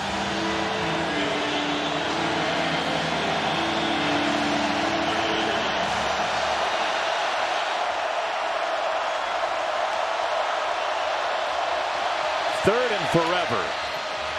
Hooker goes the short way for Tillman, and not a whole lot there. And Christian Harris is feeling his oats standing over him. Nice game so far for the junior out of Baton Rouge. Harris, but Phidarian Mathis stopped the drive. Yeah, great job there by Alabama's defense. Offense goes out, has a 3 and out. You answer. And their leader, Will Anderson, helping lead the charge alongside the senior, Phil Mathis.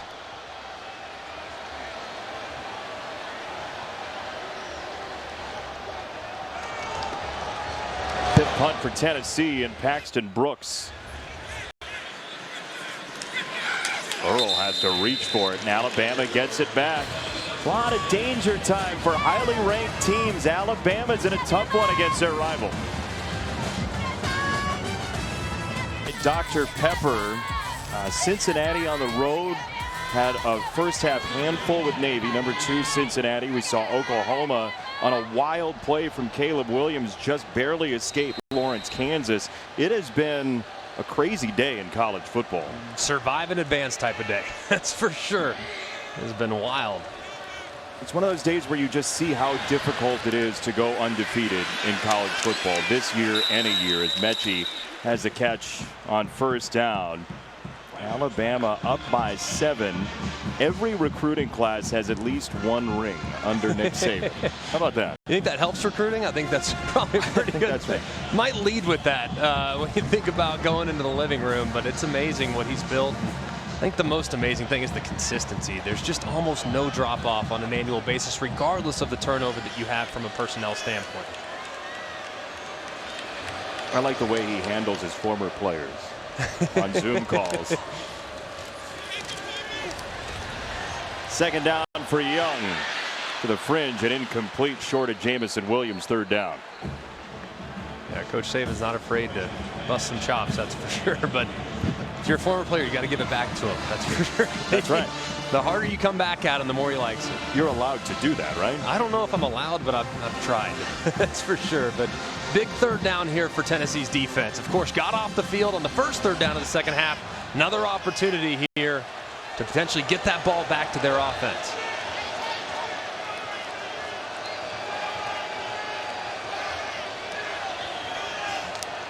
Alabama 7 for 10 on third down.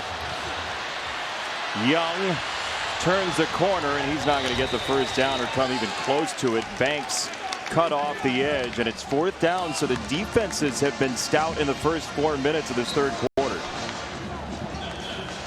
Right now, Bryce Young is just, I don't think he's seeing the field real confidently. And if you look right here, watch Mechie. He's going to go up here and settle up right over the middle of the field. You got zone coverage. You got to throw it. Hit it right on his left shoulder. Now, it might not get the first down. Maybe he does. Maybe he doesn't. Maybe he breaks a tackle. Who knows? But you got to anticipate that throw in the zone. And Bryce Young is holding it just a little longer than he did in the first half. What do you think Tennessee has done to cause that? Oh, they get there. It is blocked by Tennessee, and the ball came loose.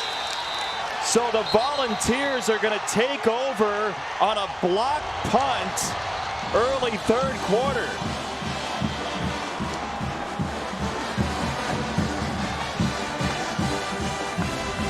Looks like what a great job here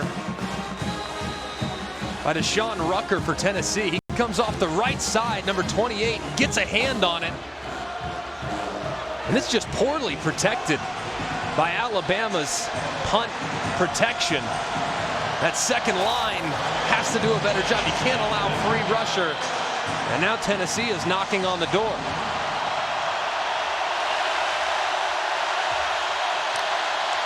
First down, Hendon Hooker.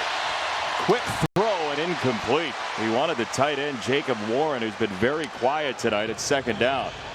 Big opportunity here for Alabama's defense. Sudden change. They did a great job after the fumble by Jameson Williams earlier. What can they do now here in another sudden change opportunity? Big run for Tyon Evans. That doubles as a big run for Tennessee tonight. Gotta think here, third down. We move the pocket with Hendon Hooker. Get him outside. He's a capable runner. Not a great runner, but a capable runner. And you got the whole field to your right. See if you can get him moving on the right. Roll him out. Potentially give him a run pass option. There it is. Hooker on the move to his right. Hooker throws it, and that's incomplete. He was in front of the line of scrimmage, I believe, as he threw that ball. There is a marker down. It's got to be the whole body in front of the line of scrimmage. The line judge threw it, and it did appear as though he might have crossed, but like you said, the entire body has to be beyond the line of scrimmage. We'll take a look at it here in just a second. This would certainly affect any thought of going for it for Josh Heupel on fourth down.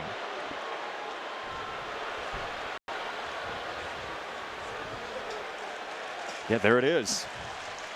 Now, if he had just gone down or dived forward, that's about a 4th and 1.5 or 4th and 2. See where he is at the 10. Illegal forward pass, offense, number 5. The passer is beyond the line of scrimmage when he released the ball.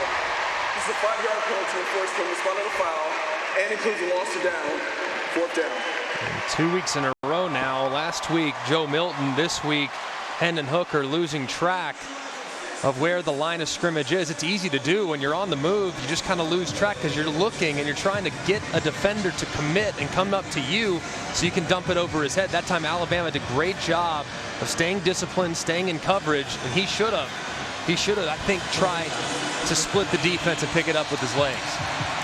Could have gone for it. Now it's Chase McGrath for a field goal to make it a 4-point game from 33.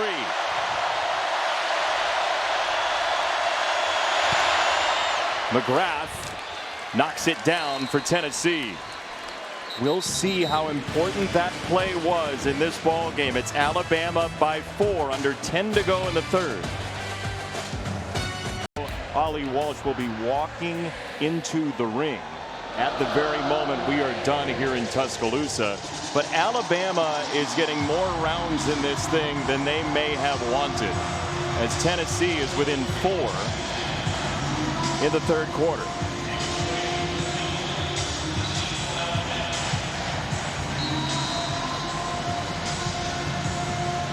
Another volcanic scene in Tuscaloosa. Great crowd.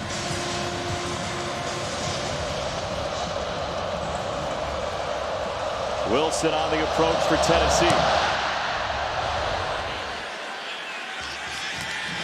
Bolden, Alabama from the 25. Saturday night football next week is a huge one in the Big Ten and a bounce back opportunity for the Nittany Lions, who lost in all of 9 overtimes today. Ohio State currently blowing out Indiana, number 5 in the country, and the Buckeyes may have a chance to move up in the standings in the rankings here, brought to you by Chick-fil-A, our college football rankings. Wild day. What does Alabama, if they take a loss, what does that do to this whole thing? Well, they're in serious trouble with the playoff. The biggest, I think, conversation piece right now is Ohio State's resurgence and the fact that Oregon, still with 1 loss, albeit a bad one to Stanford, with a head-to-head win in Columbus. It's going to get very interesting when those rankings are released. And Oregon a win today at UCLA, and a whistle and a flag. Game. Offense. 5-yard penalty. Still first down. I was going to ask you how Nick Saban feels about a delay a game out of a kickoff, but we know now. Yeah, it's not one that is real fun to hear, that's for sure. But trying to energize this offense a little bit. They've been a little stagnant so far. Nick Saban saying at halftime they wanted to come out and really start pounding it in the run game. Well, it's hard to do that when you're behind the sticks at 1st and 15.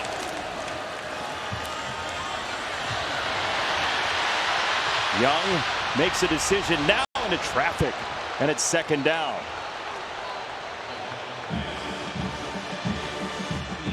So read between the lines. That level of frustration for Nick Saban we just saw.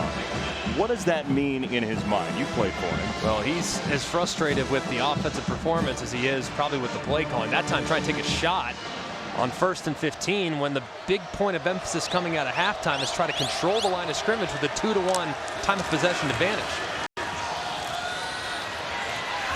Robinson, there was no second crease. Blakely to stop. It's 3rd down and long for Alabama, who's 0 for 2 on 3rd down in the second half.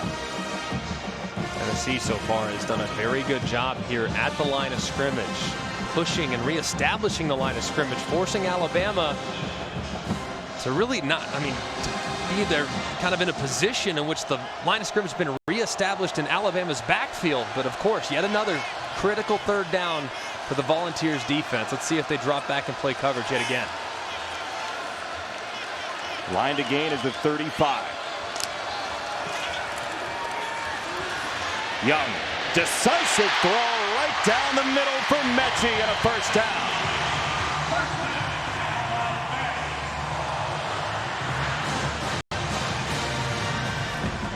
And he takes advantage of this linebacker. He's mugged up here, and as a result, he's responsible for the over the top. So a good job there of Bryce Young, seeing that linebacker walked up into the line of scrimmage and throwing it over his head quickly and decisively. Faked outside, down the middle, and incomplete off Billingsley's hands, and that could have gone a long way. Wow. Wide open. And a good throw there. It looks like Billingsley, I don't know if he thought a safety was coming or what. Throw a little bit out there, but that's one your tight end, an all-American tight end with that type of potential has to have. But a good reaction from the young quarterback, not allowing the negative result of the play to phase him. Very reserved young man, Bryce Young. But for Alabama, who lives off yards after the catch, a couple of big drops in space and nearly a delay of game here. And this run for Williams goes absolutely nowhere because Beasley cut him down. Right now, there's just not much rhythm that we've seen from Alabama. First half, very rhythmic, making great decisions. Ball out of Bryce Young's hand rather quickly. When it's not, he bought time and used his legs. But right now, man, just not playing with the same level of urgency. You've got to wonder if maybe the next series they get into a no-huddle operation to see if you can energize the side of the football.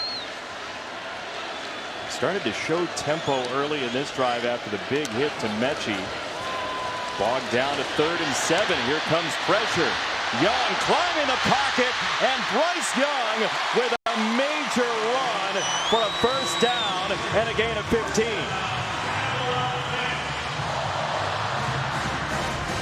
How about the move by Bryce Young? I mean, escaping north and south, making a guy miss.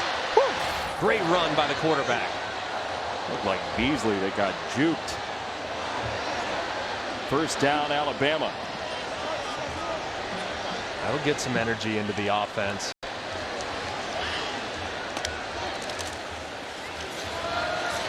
Williams stopped after a couple of yards. Now look, Alabama bounced back well last week at Mississippi State. Couple of big hits in the pass game. 250 yards after the catch for Bill O'Brien. But it's not been the same type of fluidity as you're talking about this week. No, it hasn't. You got to give credit also to Tennessee's defense. They've done a really good job of mixing it up, changing the looks, and doing a pretty good job in coverage as well. But you got to think Alabama at some point they're going to just start to impose their will and just hand those big running backs downhill. Young to throw. He snaps it off to the sideline, and too much for Mechie. Slaughter on the coverage. 3rd down, Alabama.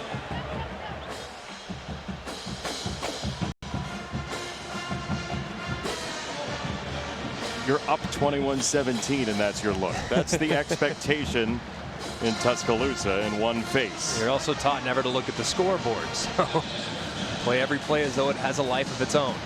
Obviously, another opportunity here for Tennessee.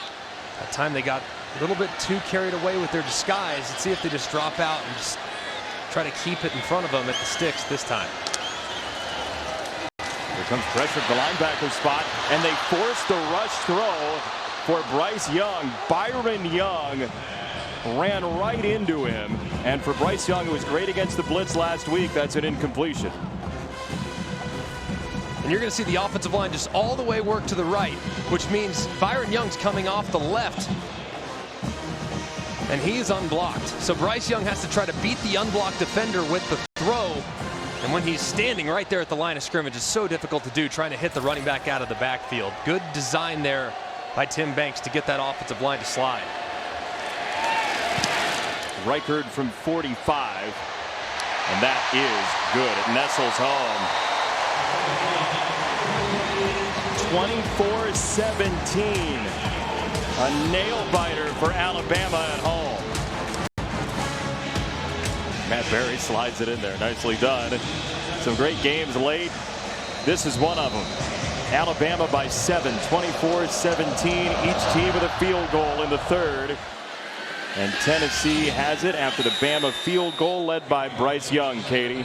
Well, after that field goal, guys, Bryce Young immediately got on the headset on the sidelines to talk with offensive coordinator Bill O'Brien. The two have an open line of communication. Young says he feels comfortable voicing his opinions, what plays he likes, what concerns he has. And I asked Bill O'Brien if that's the norm for him and the QBs he works with, and he said, no, not every quarterback of the 50 or so he's coached has earned his trust in that way. He said there's actually very few that have. So O'Brien says it speaks to Young's consistent preparation, his knowledge of the game, and his unwavering commitment to this offense. Let's see if they can work out the kinks on that headset. See some NFL in that as well. The trust of a quarterback. Hendon Hooker is nailed by Anderson. 2nd down. What do you make of that with O'Brien and Young? Yeah, it's great to have an open line of communication. I mean, you have to be the guy that is essentially, you're the puppet. Bill O'Brien's the puppet master. For them to be in unison is really remarkable. It's a real testament to the relationship they've been able to cultivate this year.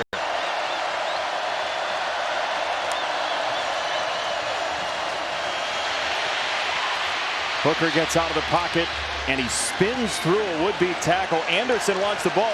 Hooker's got the leg drive across the 35-yard line.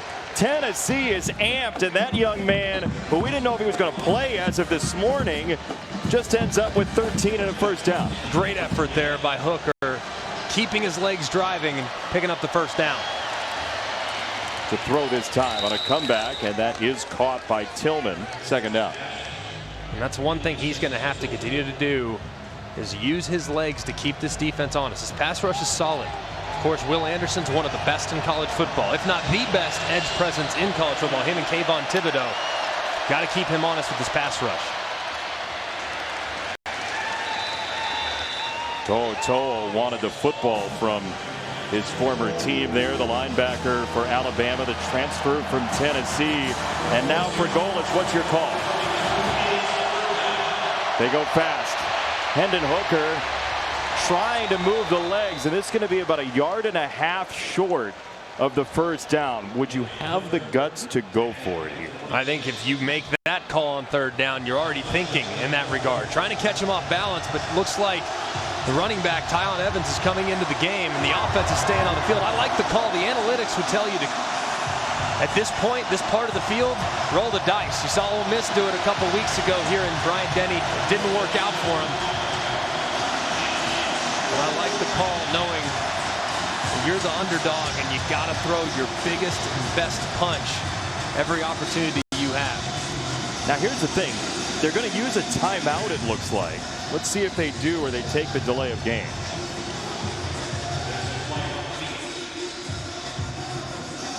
There is a marker down, so they are going to take the delay of game. Delay of game. Offense. 5-yard penalty. Still fourth down. I'm with you. If you're going to win this game, you're going to have to make a play like that. At what point is Alabama going to take the top off because of how explosive that offense can be? I would have at least kept the offense on the field, see if I couldn't get Alabama to jump off sides, maybe get a free play, maybe you get a free first down, and then take the delay of game. But how they handled it was a little unique there. Punt number 6 for Tennessee, and Brooks, and a rough snap to handle. Spinning back to Bolden at the 20-yard line. So we're talking about the relationship with Bill O'Brien and Bryce Young. Here's how close Nick Saban got to Bryce Young on the sideline. That's really cool. And that's a special relationship. Now, he's obviously spends more of his time with the defense, but he is the steadying force of the program. When you're feeling a little bit down, he's going to build you up. If you're feeling a little too high and mighty, he's going to bring you back down. He tries to make sure that you're as consistent as possible. Right now, this offense searching a little bit, trying to find themselves, trying to find a rhythm, trying to invigorate some confidence in this Bama offense here in the second half. Empty off the motion. Mechie with the catch and run, and he ends up getting 4 for Alabama.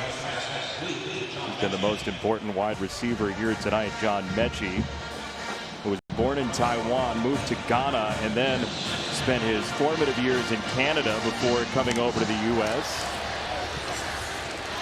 Robinson switching back, and it's going to be third down and about 2 for the Tide. And here's a little bit of that tempo from Alabama. Not crazy hyper speed, not what you would expect from Tennessee, but a little bit more no huddle, a little bit more urgency, seeing if you can't get those guys kind of worked into a position in which they're a little bit more comfortable. But here on a critical down and distance, 3rd and 2, you slow it down just a hair. But I would expect a handoff yet again to your big, powerful running back. You saw Robinson's numbers a moment ago. They need 2 on 3rd down. And a whistle and a marker. False start. Offense number 70. 5-yard penalty. Still 3rd down. It's Cohen, the guard. That's got to be frustrating for Nick Saban. You have a 3rd and manageable, really the first time, it feels like, in the second half.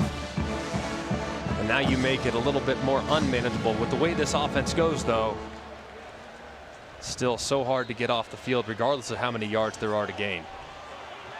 Just see what Tennessee does here defensively, though. They bring the pressure. I wouldn't. I would continue to drop back and see if that pass rush could get home and make Bryce Young a little uncomfortable. They slide on the line. They only bring 3. And they nearly got there. This over the middle is to Jameson Williams. Boy, Byron Young, if he had just a little bit more time, was going to get a hit on Young. Alabama's run this play 3 or 4 times now with a mesh and that guy right behind it. Tennessee's got to find an answer, because that's a play and a passing concept that is really difficult to defend. Big hit on Robinson. How do you defend that route? What can Tennessee do? They have to squeeze that over the ball wide receiver. It's been Mechie, it's been Jameson Williams like it was right there. But if you're in man coverage, it's not going to that guy. It's going to the mesh routes where you're going to get a little bit of a rub, a natural pick, and then you find the guy that gets rubbed. And then zone, you got to make sure you can squeeze it on the inside. Bryce Young snaps it off. Wide open, Trayshawn Holden. And if he could have kept his feet, he might have been running to the state line. And a great job here by Bryce Young. Looking left, not liking it, buying a little bit of time, and then they drop coverage. And sure enough, Holden's in behind the defense. Trayshawn Holden, who had his first career catch with Alabama last year against Tennessee in the blowout win, has a huge get for Bama. And now we do have a couple of injured Tennessee Volunteers. That's Bumpus, the senior defensive lineman, and then Byron Young as well.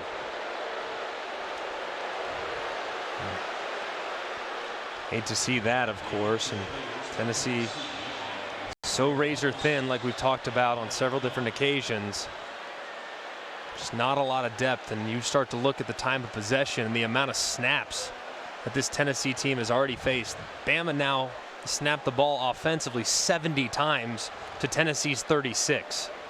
And when you're a team that doesn't do as many substitutions as others because you just don't have that kind of depth, this is the time and place in the game in which it starts to get very difficult very soon on some of those defenders in the trenches.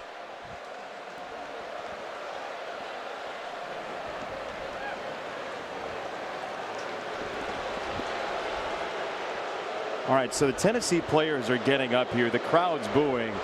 Look, we thought Tennessee was going to have the spirit to do this. We didn't know if they'd have the bodies to do it. What do they have to do to put this thing over the top against Alabama? Well, they have to buckle down here. Obviously, back against the wall. They just slowed the momentum a second ago, but they have to get off the field on third down. So far, Alabama's done a really good job of third down. And then for the first time, Tennessee defensively had a bust in coverage. They've been really good and have had some coverage sacks and have forced Bryce Young to escape the pocket more often than he has at really any point this season. But right there, you have Holden that gets behind the defense because a frontline defender jumps up into the route. So you got to stay disciplined, especially this part of the field. Roydell Williams down to the 21 for Alabama. First down for the Crimson Tide. Talk about that run game and this big physical offensive line. It's going to be really difficult for Tennessee to hold up at this part of the drive. Mechie. Catch and run to the sideline and out of bounds in the arms of Taylor. Alabama's cooking now with about a minute to go in the third.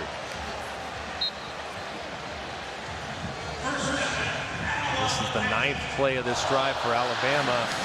You see these Tennessee defenders with hands on the hips.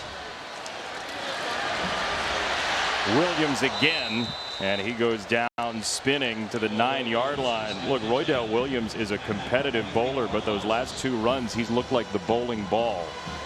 Yeah, he is big and physical, and a guy that, you know, you just didn't know exactly what his role was going to be within the offense. You didn't know what the pecking order was be. You thought Brian Robinson would probably be the first guy, but then it was Jace McClellan. Well, Roydell Williams in Jace McClellan's absence because of the injury has really stepped up and carved out a nice role within this offense. Robinson back in and another whistle. Alabama had only one first half penalty. Offense, number 81. 5-yard penalty. Still second down. If you're a lip reader and your children are lip readers, you might want to unteach them that skill. Yet again, Alabama, so many things for Nick Saban to clean up, both offensively and defensively throughout the course of this game. High frustration for Alabama, even though they're up 7 and they will snap it. Young down the middle on the catch and run inside the 10-yard line. And that is Trayshawn Holden off the final play of this third quarter. Tennessee, now some frustration on the field, some booing happening. Bumpus is down again for Tennessee, and the crowd's reacting to that. Close ball game, end of 3.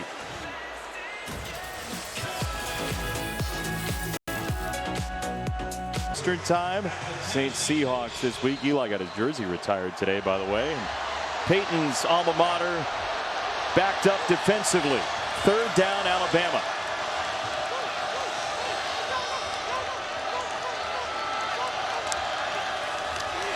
Bryce Young to throw. Here comes pressure from Young. Bryce Young off the pump fake. He got in. The ball came out, but he crossed the plane. Touchdown.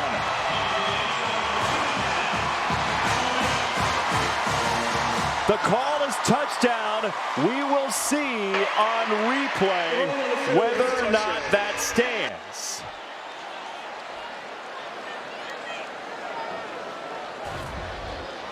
Let's take a look. Does the ball cross the plane? Oh my goodness, it's so close. Of course, with the call on the field, being touchdown, the replay has to be indisputable video evidence beyond all doubt to overturn. It's very, very close. Where is the nose of the football when he begins to lose control? Here it is. Now, he looked like he regained control for a moment after McCullough punched it. Yeah, moves a hair right there. It is so close.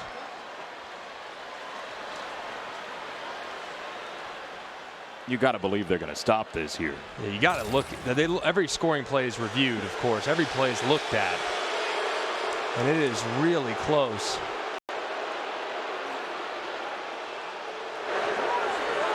Yeah, guys, as Bryce Young was coming off the field, Nick Saban said, look, you don't have to put the ball out. You got the first down, so clearly a learning moment for the young quarterback as well. Question is, on the ensuing play, was there a clear recovery as well?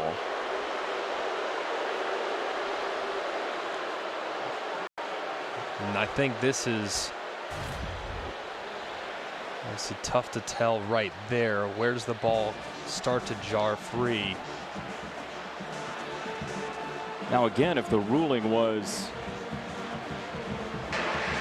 let's see. The ruling on the field is a touchdown. The previous play is under further review. I think it's a good job by the officials of handling this, allowing the command center to take a look at this, and it's so close. And the end right down the line is the best look. Now, if Bryce Young recovered that football, that's a piece of this as well. If he was right back on top of it. And where's the clear recovery? Who has it? And they didn't call anything on the field as far as a recovery is concerned. Let's take a look at it here. Well, Jason, that's the exact argument Nick Saban's making with the officials on the sidelines. He said, even if we did fumble it, we're the ones that recovered it in the end zone. So what are we talking about here? That's what it looked like to me, Katie. I think this call is going to stand. Review, the ruling on the touchdown is confirmed. The runner fumbled the ball, however, he recovered his own fumble. Tennessee is not charged any timeout as the replay was initiated from the booth. Now 100,000 people or so were yelling, and I believe our referee said he recovered the fumble in the end zone for the touchdown, and that's why it was confirmed. Yeah, and it was a great gutsy effort there from Bryce Young, of course. Excellent, excellent play, but you got to be careful down around the goal line. That's exactly what Nick Saban reminded his quarterback. Dangerous spot there, too, with the quarterback going in head first. Now, Josh Heupel says, I want my timeout back, and I believe if I'm reading lips properly, he said, I didn't call timeout. They believe they gave them. I mean, I believe he has 3 timeouts still, if I'm not mistaken.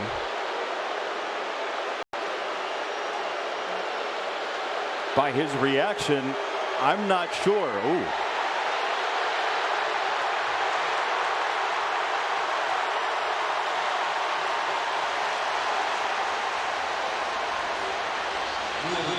If every touchdown is reviewed and initiated from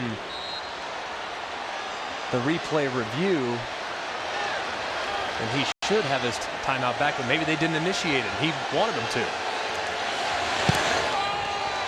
And again, you could make the argument that there was no reason to initiate it, but if he didn't have the communication that the recovery was Alabama's, then you could say that's on the officials for not clearly communicating that to him as well, because then he wouldn't have used the timeout, right? Correct. Because if the result, regardless of whether it's a fumble or not, doesn't change, then there would be absolutely no reason to challenge it, obviously. Obviously, a unique circumstance there on the touchdown. As we take one more look at it. Gutsy play from the quarterback. He had the first down, too, by the way. A good job of diving forward and crossing that plane. As you see him and his teammates upon the call from the official, loving what they hear, and their quarterback, like he always is, barely cracks a smile. The same guy after a touchdown or an interception. It's amazing just how unwaveringly consistent he is. 42 yards on the ground. You gotta believe he saw the tape of Matt Corral against Tennessee last week and said there are more opportunities for me to run. Matt Barry in the studio, always watching tape. Every day watching tape to get better. You know that, Benetti. Hey, check it out. The Seattle Kraken making their home debut tonight as an expansion franchise. You can see that exclusively on ESPN Plus, as we are thrilled to have the NHL back on ESPN. For those wondering why there isn't a 10:30 Eastern college football game, it's because Jamel Herring's going to be throwing hands later. Top-ranked boxing. I believe Joe Tess presiding over the call on that one. That coming up at 10:30. Joe Tess. Throwing hands. First down, Tennessee in a humongous drive for the Volunteers. That is Jalen Hyatt, who's a deep threat for them, and that's his first target of the ball game. Yeah, it's surprising that he's been so quiet. Obviously such a great playmaker with the ball in his hands. Hendon Hooker over the top. Tillman down the sideline. Tennessee comes right back.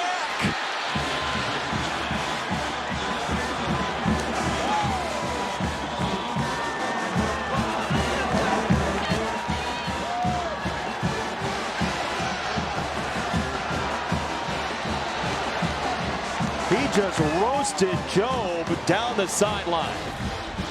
And how about the throw? Job's not even really looking. They snap the ball so quickly. Job's looking for a call. He gets caught. Next thing you know, the wide receiver's beyond him, and the throw is on the money. What a response from the Tennessee Volunteers. But that's the third time now that Alabama's defense has poorly communicated, and as a result, leads to points for the Volunteers. That is the rhythm and the tempo that Nick Saban was talking about, and Tennessee bites them with it. The deep ball hasn't been there all year, but it was this time. 70 yards, Hendon Hooker to Cedric Tillman. We got a game in Tuscaloosa. Tennessee hasn't beaten Alabama since '06. They're close. We'll find out together.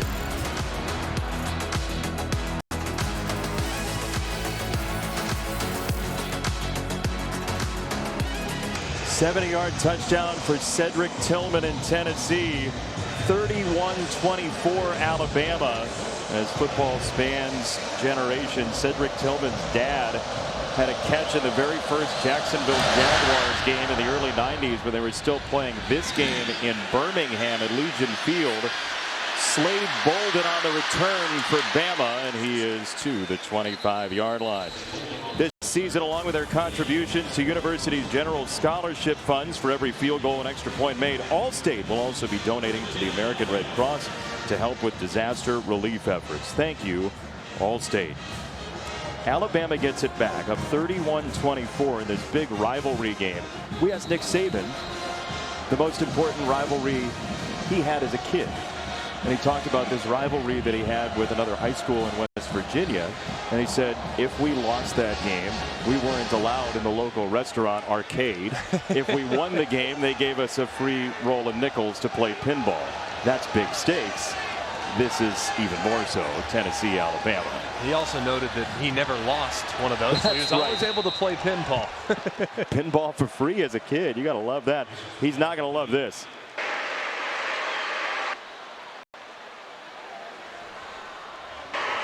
Prior to the expiration of the play clock, first charge timeout of the half, Alabama.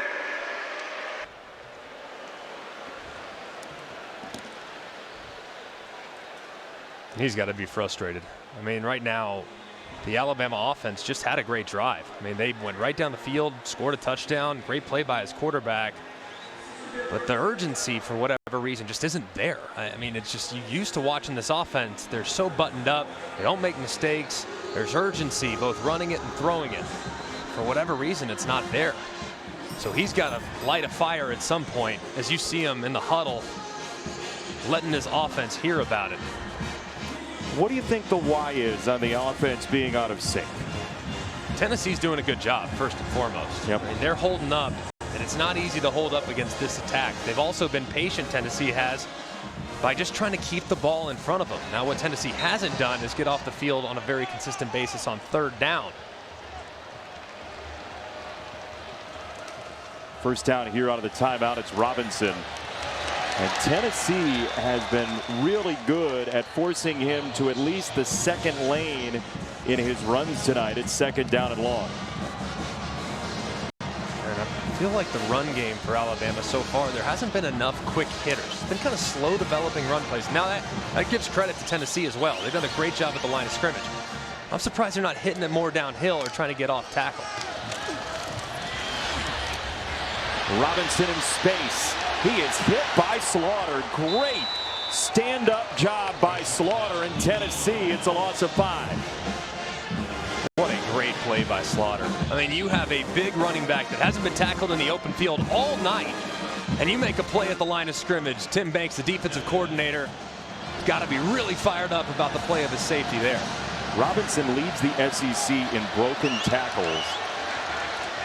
And there he loses 5. 3rd and 15. Tennessee has got to get off the field.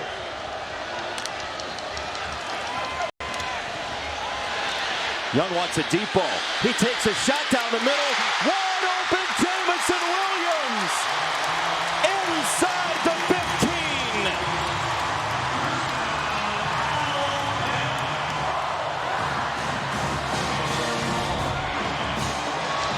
And how about Jamison Williams? I mean, the speedster working against the linebacker, Aaron Beasley, and of course he's going to win that race. There's no safety help over the top. And how about the throw from the quarterback, Bryce Young?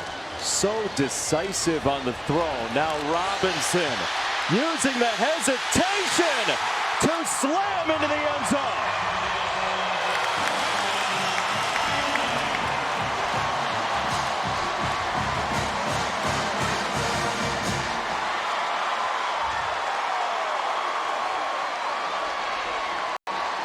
That's the reaction you get from the opponents when you lead the SEC in broken tackles. Just an unbelievably beautiful two-play sequence from one of the best offenses in college football.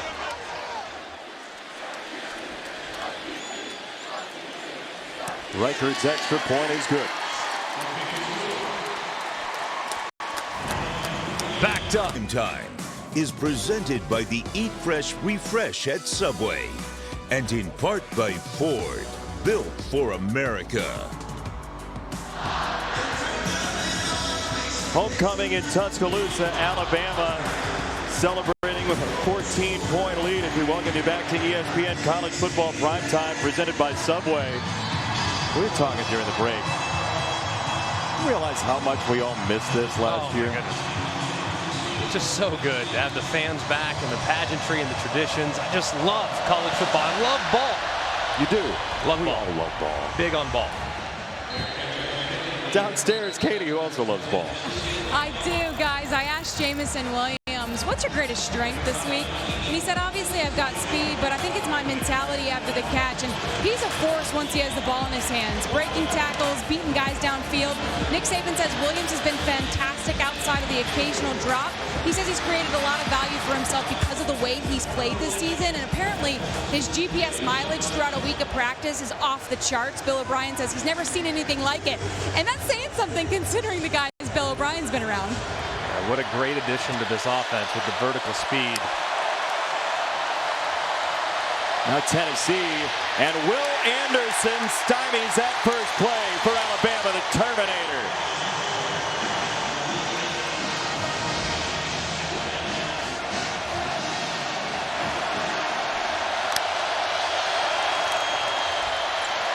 Second and 9, Hendon Hooker down the middle for Tillman.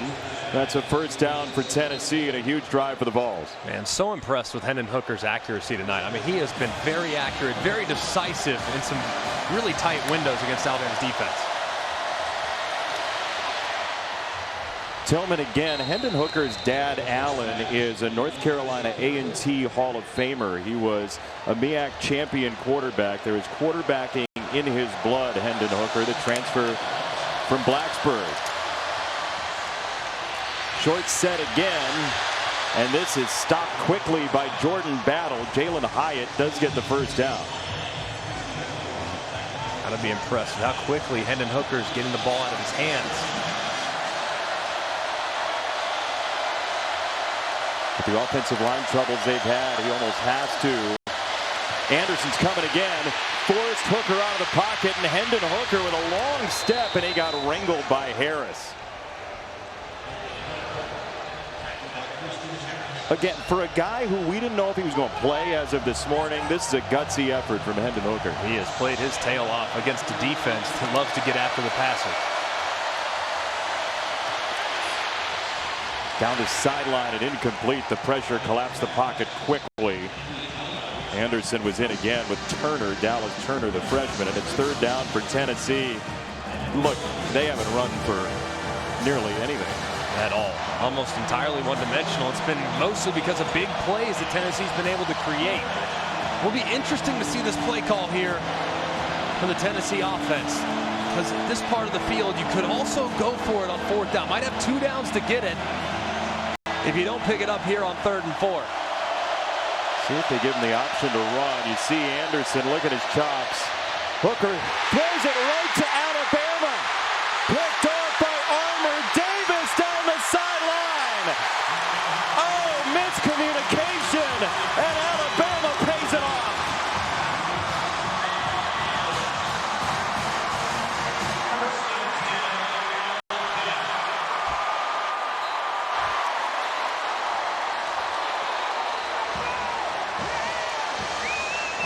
And just a miscommunication. Hendon Hooker's looking to his left. He's working an option route. The receiver can go right, he can go left, or he can sit it down. He's thinking he's going to sit it down. He breaks inside. And next thing you know, you have Alabama's corner, Jalen Armour Davis, right there waiting for it. Just not on the same page with Javonte Payton, and just a brutal, brutal error there for the Tennessee offense. A crushing mistake. And a 47-yard return for Armour Davis.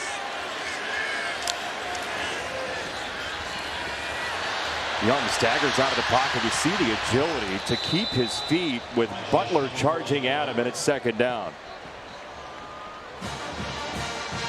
Alabama's defense forces the turnover, trying to put this game away in the fourth quarter.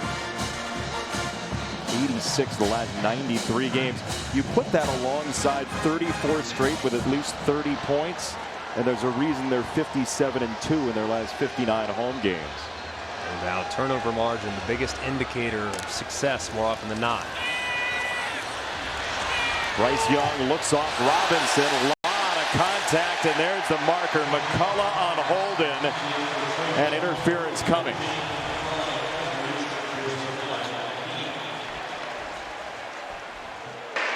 Pass interference, defense number 22. 15-yard penalty with an automatic first down.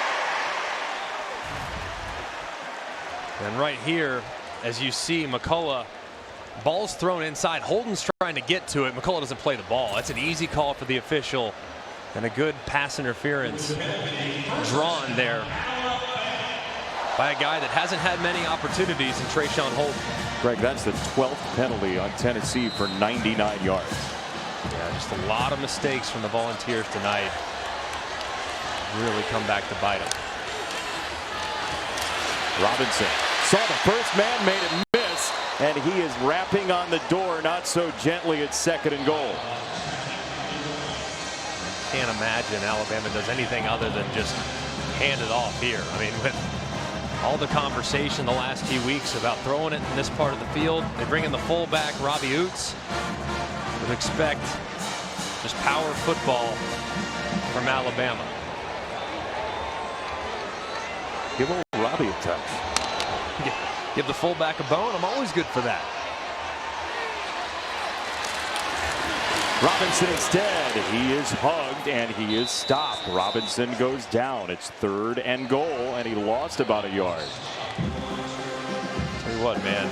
Say what you want about Tennessee's depth and where this program's at. But for them right there, back against the wall, they will not give up. So much respect that they've gained here in the last few weeks. Right here, man.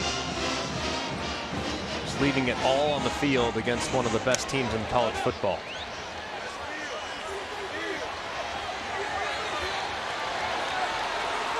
Third and goal, Alabama.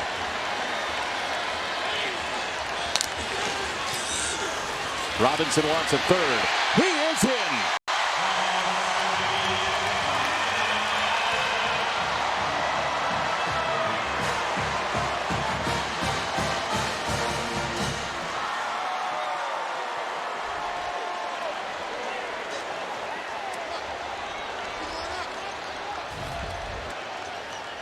A great job by the right side of that offensive line.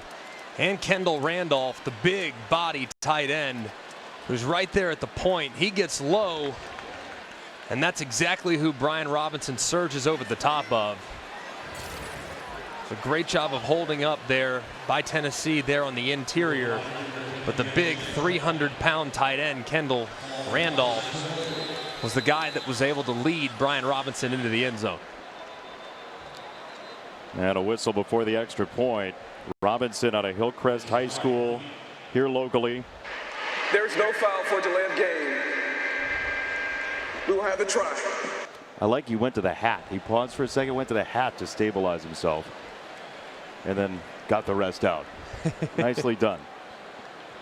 Brian Robinson is now the Hillcrest High School Patriot, threatening to become the most famous Hillcrest High School alum, battling with White Sox shortstop Tim Anderson, 2019 American League batting champ. It's a close race right now. Sorry, Tim. Under 9 to go. Alabama by 21. Down tomorrow, and then you got Moss as well. You didn't, but you will. 10 a.m. Eastern time on ESPN. An outstanding atmosphere in Tuscaloosa once again. Robinson, 3 touchdowns on the ground for Bama. The lead is 21 for the Crimson Tide. Let's take a look at tonight's fighting spirit moment, brought to you by Modelo. Nick Saban, frustrated with his quarterback. Got to see the shot clock, man. You can't continue to take delay of games. Well, did he respond by throwing a perfect pass to Jamison Williams over the top. And then Brian Robinson does the dirty work there and gets the carry. Turn it in to the next series. And Jalen Armour-Davis takes advantage of the miscommunication between Hendon Hooker and his wide receiver. Bama pays it off a few plays later. Just a very good sequence there for the Crimson Tide, both offensively and defensively. Jabari Small drops it. That was close to a backward pass. It is forward and incomplete. Nick Saban, when he was yelling there, did not look like he had the serenity of when he sits in his living room and watches the Weather Channel every morning, which he told us he does routinely to check up on all of his coaching friends, see what the weather's like. And I never knew that until this week, believe it or not. Every morning, coffee, Weather Channel. And Little Debbie cookies. Yeah, that's right. Hendon Hooker climbing the pocket. Uncorks a deep ball into double coverage and some hand fighting, but incomplete for Javonte Payton. And a third down really for the game here for Tennessee to stay alive. gotta have it situation, obviously. I don't know if at this point of the field you can justify going for it on 4th down, but that's definitely a thought that would probably cross Josh Heupel's mind if they're unsuccessful here on 3rd and 10. Tennessee 2 for 11 on 3rd down. Quick hitter, Velus Jones Jr., and he doesn't have nearly the space. A lot of gridlock there. Armour Davis got the first hit in after his pick on the last possession, and it's 4th down Tennessee. Looks like Heupel, the punt team, is over there waiting to go out on the field, but it looks like you might as well, right? Might as well. I think you almost have to. I mean, if you punt it, you're essentially conceding that the game is over. I'm good with the decision. Yeah, what does it matter if you lose by 21 or 28? 4th down. Anderson. And down he goes. Harris got the hit, but Will Anderson changed the decision-making of Hendon Hooker coming around the corner. Been so impressive to watch Will Anderson the last few weeks. I mean, he has been unstoppable. You ask anyone in that building where Alabama practices every day, say, who's the hardest worker? They say Will Anderson. Who's the best player? Might be a 50-50 tie, Will Anderson and Bryce Young. But for Tennessee fans in recent years, but the cigars are out with Alabama up by 21 as we go to the studio. And Matt Barry, no smoking, please. Yeah, I can't smoke here on campus. At least I don't think you can. Notre Dame, USC. ND was in control. Trojans fight back, but the Irish have the ball in Trojans territory, looking to put this thing away late. Matt, thank you very much. Just an amazing atmosphere again tonight in Tuscaloosa. Alabama by 21. Where does this rank in terms of crowds that you've been around? Like, if somebody was here for the first time, what would you say 1 to 10 this crowd is tonight? It's pretty good, man. They have been into it. They've had an impact on the game with some of the pre-snap penalties that Tennessee's suffered. It's really been an impressive, and the game day atmosphere here has changed drastically, of course, with the LED lights and just the energy in the building. It's changed an awful lot, but it is, a lot of people think it's the mecca of college football, and understandably so. I mean, it's a special place that should be on everyone's bucket list if you're a diehard college football fan or if you just love sports.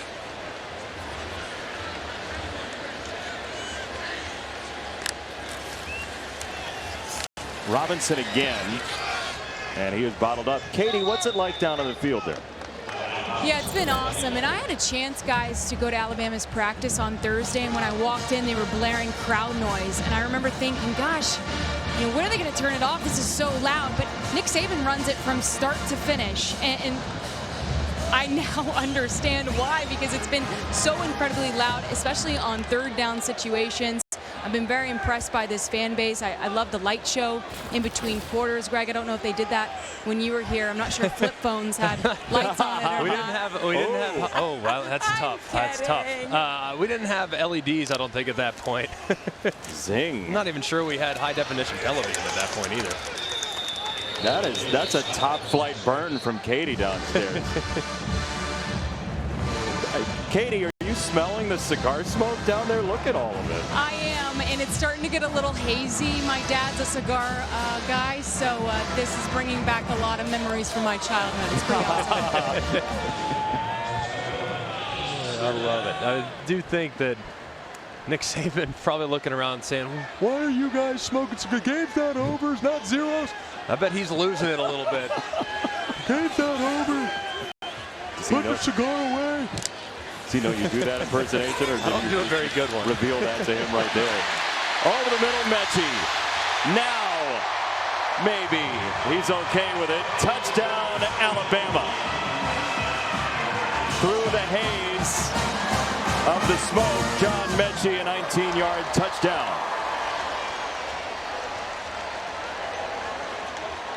And that right there is the result of a team on defense that has played about 1 million plays today. That was the 88th offensive snap for Alabama, and you can see the fatigue setting in for Tennessee. Great job by Mechie on the shallow cross. Nice accurate throw from Bryce Young, and Bama finds the end zone yet again.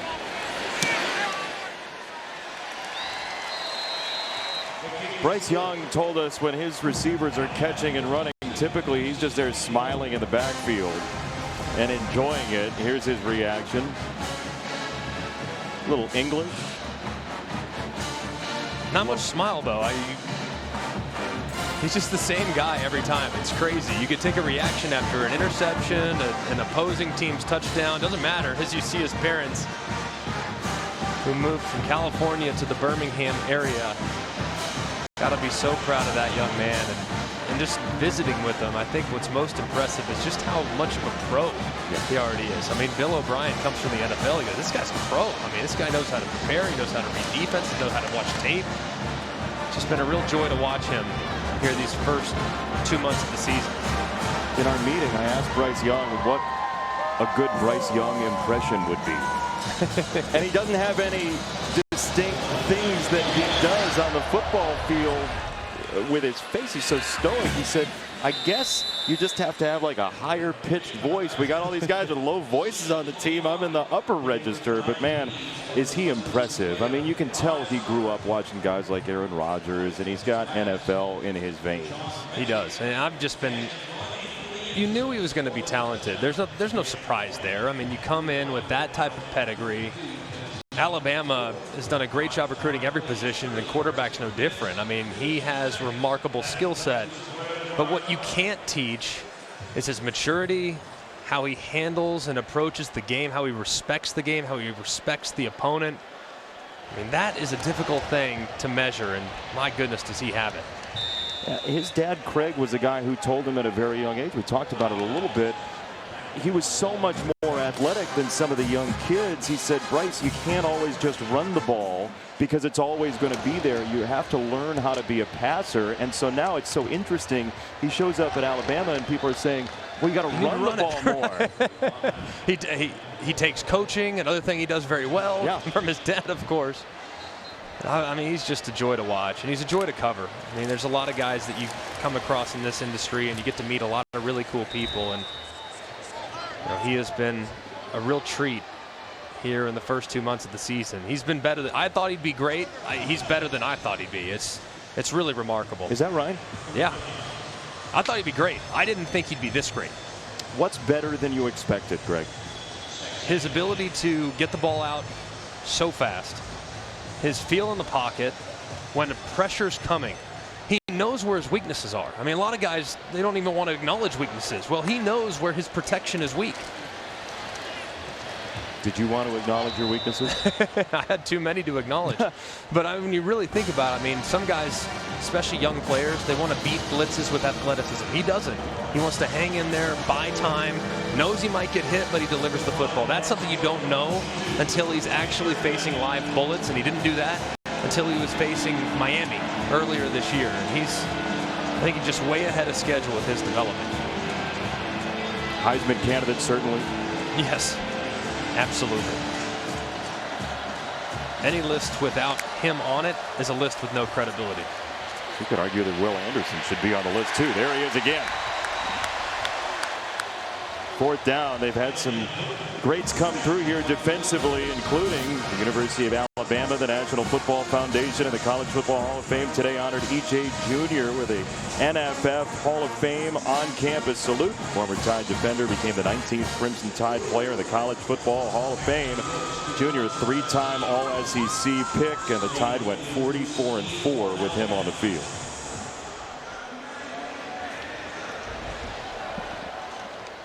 Punt for Tennessee. Alabama will get it back. I mean, it looks like fireworks went off here with all the haze, but it's cigar smoke. All right, 2.5 to go.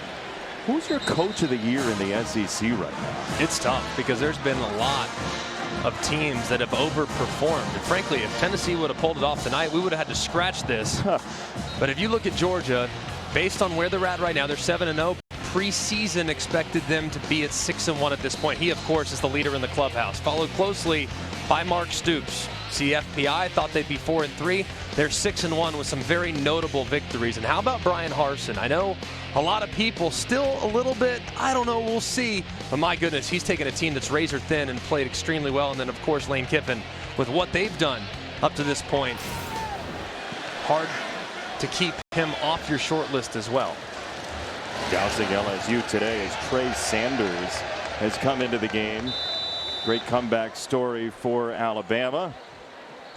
And second down coming up. So who would you pick, though? I mean, who's your pick? We just showed everybody. Who's your pick? Take one. At this point, I would have to go with Kirby Smart. I mean, he's undefeated, and the team right now is playing better than anybody in college football. Not just offensively, but defensively as well. And, by the way, one thing that the other teams have not had to deal with, he hasn't had a starting quarterback. I mean, he's had Stetson Bennett out there, who's a good player, a solid player, but you lose JT Daniels early in the year, who you thought was going to be your bread and butter, and yet the team is still just as good as you ever thought they'd be. It's been remarkable to watch Kirby Smart so far. What matters most to you in a Coach of the Year, Greg? Probably overperforming expectations, and you thought and wondered with Georgia more specifically. They've been great on defense for a long time. They're still great on defense. We know that. They have excellent personnel. He's been tenacious on the recruiting trail. But now the offense is really starting to complement that defense, being able to run the ball, being able to throw the ball, being able to create big plays. And he did so with the supporting cast at wide receiver that not a lot of people knew a whole lot about. So I think he's been excellent. And then I think also, too, Kentucky, if you don't consider what Mark Stoops has done, went out, made a great hire of Liam Cohen in the offseason, the offensive coordinator, and look at the results. They've been excellent as well. There's Sanders, who came back from that awful car accident and scored a touchdown in the Miami game. First down, Alabama, and here comes the roar of the crowd. Nick Saban was apoplectic at points tonight and really frustrated on and off that headset, but now he's clapping through the victory cigar smoke, and Alabama is going to go to 7-1, but they got a game effort from Tennessee in this rivalry. They did, and I think if you don't acknowledge the improvement from Tennessee, you're doing that staff a real disservice, man. Round of applause for Tennessee and their players. They played their hearts out tonight. Now, the final score indicates a one-sided defeat. It was not that. Alabama got away late, but Tennessee played so incredibly hard, and they deserve to be commended for the effort they put forth. Even so, 15 straight in the series. Alabama beats Tennessee 52-24. Final thoughts? Just an impressive performance, and this is an ideal setup for Nick Saban. He goes into the bye week with about 1 million coachable moments from this game, so he'll be able to work on those throughout next week and get this team ready for the home stretch. We say farewell from Tuscaloosa. Final score, Alabama 52, Tennessee 24. For our entire crew, Katie George, Greg McElroy, I'm Jason Benetti saying good night from Tuscaloosa. Coming up next, and I mean right now, it is top-ranked boxing from Atlanta. The venerable Joe Tessitore is there, and so is Muhammad Ali's